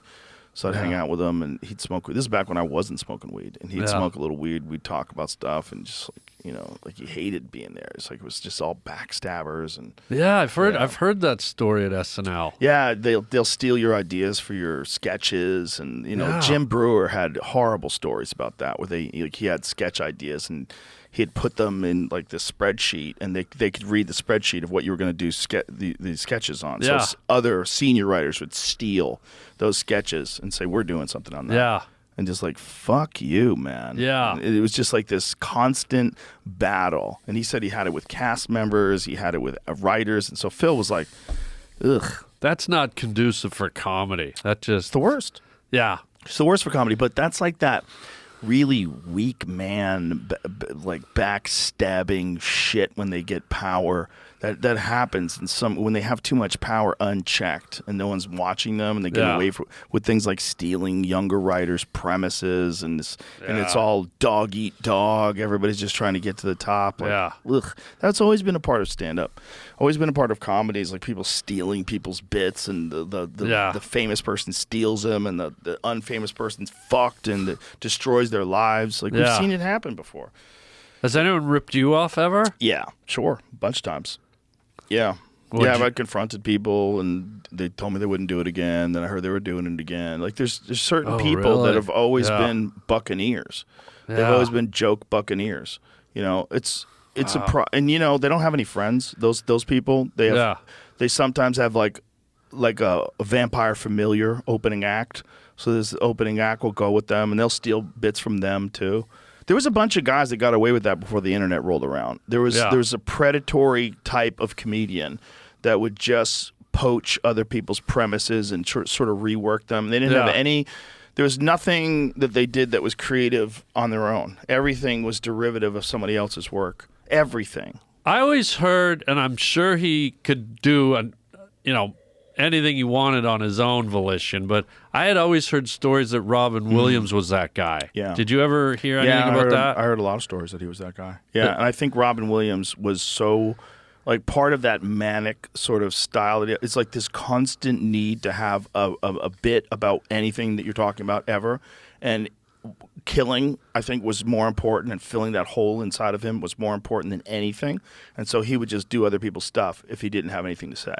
Did he get confronted by other comedians? Oh, yeah. There's a lot of stories. Kinnison got mad at him. Oh, really? Yeah. He stole from Kinnison? Yeah, he stole from everybody. He stole from a lot of people. So it is true. I'd always heard that, yeah. Yeah, it's true. If you ask any of those comics from back then, there's always instances of Robin going on a talk show and doing your bit, or going on this and doing your bit. And doing your bit at a club. Yeah. With him, do you think it was because he was just so spontaneous? He would That's just not real. Puke it out? There's no way. Yeah. I think he wanted to kill more than he wanted to be ethical. So at any cost, any cost. I will kill. Yeah. And especially back then when no one was really watching you other than comedians. Yeah. Like even up into the 2000s, like the Mencia thing happened in 2007, right? Yeah. Even then, they were more willing to side with someone who they thought was more profitable than the truth about like what is this person doing and how are they getting this material. This is pretty clear that they're plagiarizing. And if it's any other form of entertainment, like music, like they'll bring you to court and you lose. And then all the money from those songs has to come to the original person because you copied their song. That's a classic thing. Happens in literature all the time. That woman who was the president of Harvard got busted plagiarizing. She's not a president of Harvard anymore. Yeah. There's consequences always, but in comedy, it's always been self-policed. Yeah. And so it's a weird thing, that people do, where they try to pawn off other people's bits as their own. Like it's a vampire thing because you're around all these creative people and you're just stealing a little bit from this guy and a little bit from that guy, and people are scared of you. Did you ever put a guy up against the wall? And No, I didn't have to do that. How come? Because I just said things. Like you just verbally I just said, confronted? Hey, man, don't do my fucking material anymore. You know that's my material. Yeah. Just like that. And, they're probably still going to do it unless you want to hurt them. But it's like the thing about those people is they always get caught, and when they get caught, they everything after that sucks. This is how you know if a thief is legitimately a thief. If they're being unjustly accused, they're always going to come up with new material. They're always going to be creative. They're always going to have new great jokes because they're actually writing and working on it. But if it's true, what you see is an initial special or something or a few things they do that are really funny. And then you see this massive drop off in like the concepts that they talk about, the irony Just that they drops, discover. yeah. They don't have any like legitimate points where you're like, wow, that is crazy. Yeah. There's none of that. It all goes away. And it becomes almost like a person doing an impression of the original successful person. Yeah. Because they have no creativity. And now they're exposed. So now they have to be really careful. So you see that with every thief. You see a couple early, like, big specials or something. Yeah. And then you see massive drop-off and terrible performances after that. It's because they're not real. Yeah, I think I can think of a few. They're parasites. That's what they are. They're vampires. And they're stealing from artists. And they're tolerated a lot of times because they're very successful. And one of the creepy things they do is they start hiring people to work for them. Like they'll have a television show or something, and they'll hire legitimate people to work for them. Yeah. And those people now become like, they become like confidants. And so they kind of keep it under wraps. They try to like defend that person publicly. It's a very slick PR move for scumbags. And some of those people working for them could be writers that will steal for them too on their behalf. That becomes a problem too. One of the things that we noticed in the early days of the store is that the guys who are thieves, their opening acts would become thieves. Because even if the opening acts had potential, and some of them got out of it and actually became like legit comics eventually, but they were seeing the shortcuts that this guy was taking. They were seeing this guy driving a Mercedes, and they're like, I want to take shortcuts too. This is how you do it. If you want to get by, this is my mentor. If that's your mentor, if your mentor is a buccaneer, and you're like, okay, I guess this is a fucking, I thought I was an artist. I guess it's a dog-eat-dog world. Eventually, I'll stop stealing, but right now, I got to make it. Bad approach. Crazy. Yeah. Kind of crazy. Did anyone ever approach you and say, "Hey, Rogan, that's my bit"? No. I have had people approach me where I know that it wasn't their bit, and I know they were trying to steal a bit. Oh, really? One of the things that thieves will do, Yeah, they'll I've had say, that. I've had that. I actually do a bit on that, too. Yeah. And you're like, that's really interesting because I've been doing this bit for 2 years Yeah. and you've seen me do comedy. Yeah. So what do we do in here? Yeah. So Yeah. there's like a thing they do to let you know, hey, I didn't steal this from you, but I have a bit on that too. Yeah. But you kind of did, didn't you? Yeah. You know, there's those Yeah, moments. it's that little kind of poke the Yeah. cage. And yeah. then there's also like public events, like some big thing that happens. Everyone's going to have a bit on it. You know, like the submarine explode. Yeah, like yeah. you can't say, You hey, can't, I do yeah. a bit on the Yeah, submarine. the wall, like, no. the border wall, yeah. Everybody's got a Yeah. bit on the border wall. Like Yeah, this is like, yeah. there's certain things where it's just Yeah. you know, but you just know. We know who's writing. We see them. We see Yeah. them go up. Yeah. You know, if you go to the mothership on any given night, someone's going to do a joke at the bombs, and then that joke, maybe next time they'll tweak it. You know, maybe they Yeah. come up into the green room. This many times has happened. One of us will say a joke. I'll say a joke. I'm like, this joke is just fucking. I can't go anywhere with it. I know there's something there, but I can't. Yeah. And we'll fuck around. We'll bounce off Network each it, other. yeah. We'll network Yeah. it. And then like someone will go up with the version of it that's like tightened up, Yeah. and then it starts killing. Yeah, like yeah, you yeah. we got it. It Yeah. works. And so Yeah. it's like this like cooperative project. Yeah. But it's just if you're not doing that, then you're not creating new material because Yeah. new material is never perfect. It's always like sometimes it is. Sometimes you have a bit like Every it now came and to then, you yeah. every now and then. Yeah. Came to you Yeah. and it's hilarious right away Yeah. and it kind of stays in that same form. But then a lot of times it's like you know there's something there but you don't know how you're going to extract it. Yeah. Some of my favorite moments is I'm one of these guys, I don't know why I do this. I think it's for the thrill of the kill. But I love to go to the show early, like at the store or whatever. I'll go like, 2 comics early and I'll sit in the back. And I don't know what my opening bit's going to be. And I realize those 2 comics have between them about, 25 minutes. They're doing 12 minutes each. And I go, between them and me going up, I got to come up with my opening bit. And I'll create it as I'm in the back of the room. I call it kind of sort of like swimming, reaching for air when you're drowning. Right, well, you have to say something. I have to so do it it. forces your brain to come up with something funny to say it off the top. Right, and I'll go up and do it and again, the opening bit is always the hardest. Like, right. So if you can lay a new bomb as your opening bit that you just came up with, I love doing that. That's a great way to put yourself under pressure. Oh, I love it. Yeah. I love it. Have you Yeah. done Bottom of the Barrel yet at the mothership? No, did what's it, that? We did it last night. Next time you're in town on Tuesday night, Brian Simpson, who we just called. Oh, were you reaching the bucket? Yes. Yeah, I did it Yeah.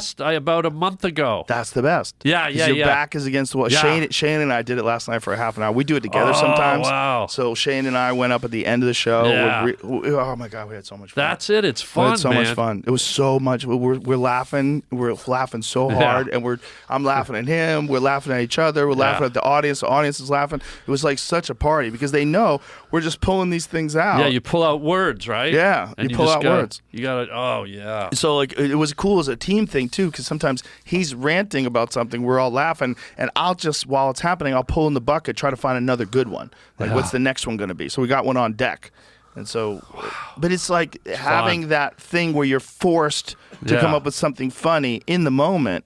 It's like it's a good little exercise for creativity. Yeah, and what I'm getting at too is when it hits, like when when you do that, it's kind of like a 40-60 ratio a lot of the time. Right, 40% But when- success. When you get Yeah. that one that you just came up with and it's 100%, Yeah. maybe even 110, they're rare, but it's like, oh yeah. Did you see the Andrew Schultz thing that he did about Los Angeles where he's like, everybody's saying that you guys are a bunch of drug addicts and perverts and psychopaths, but that's just one part of L.A. called Diddy's house. And he goes to this Diddy bit. He came up with that in the green room. Oh, see? Before the show. Yeah.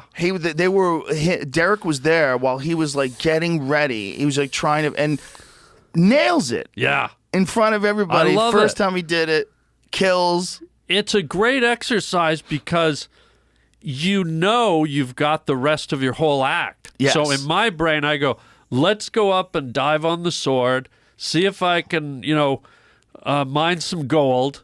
And if I don't, I don't, because I got 12 minutes or 30 minutes in the chamber that I know works.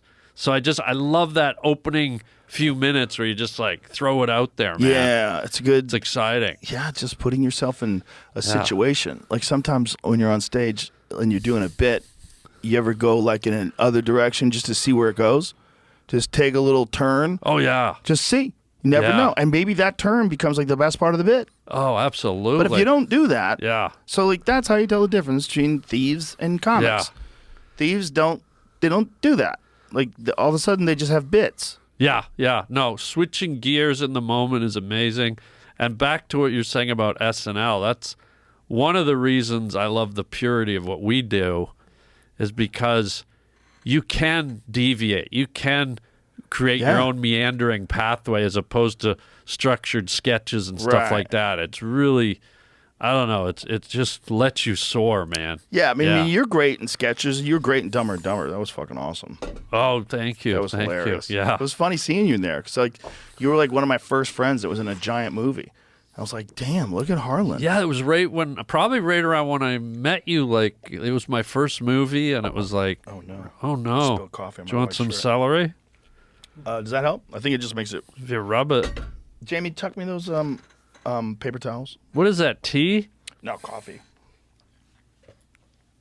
Oh, God. Just want to. I like this T-shirt. I don't want to fuck it up. Yeah, I mean, we're lucky as fuck, dude. We're lucky that we get to do this for a living, and you and I have been doing it for so fucking long. Jesus, I'm sorry.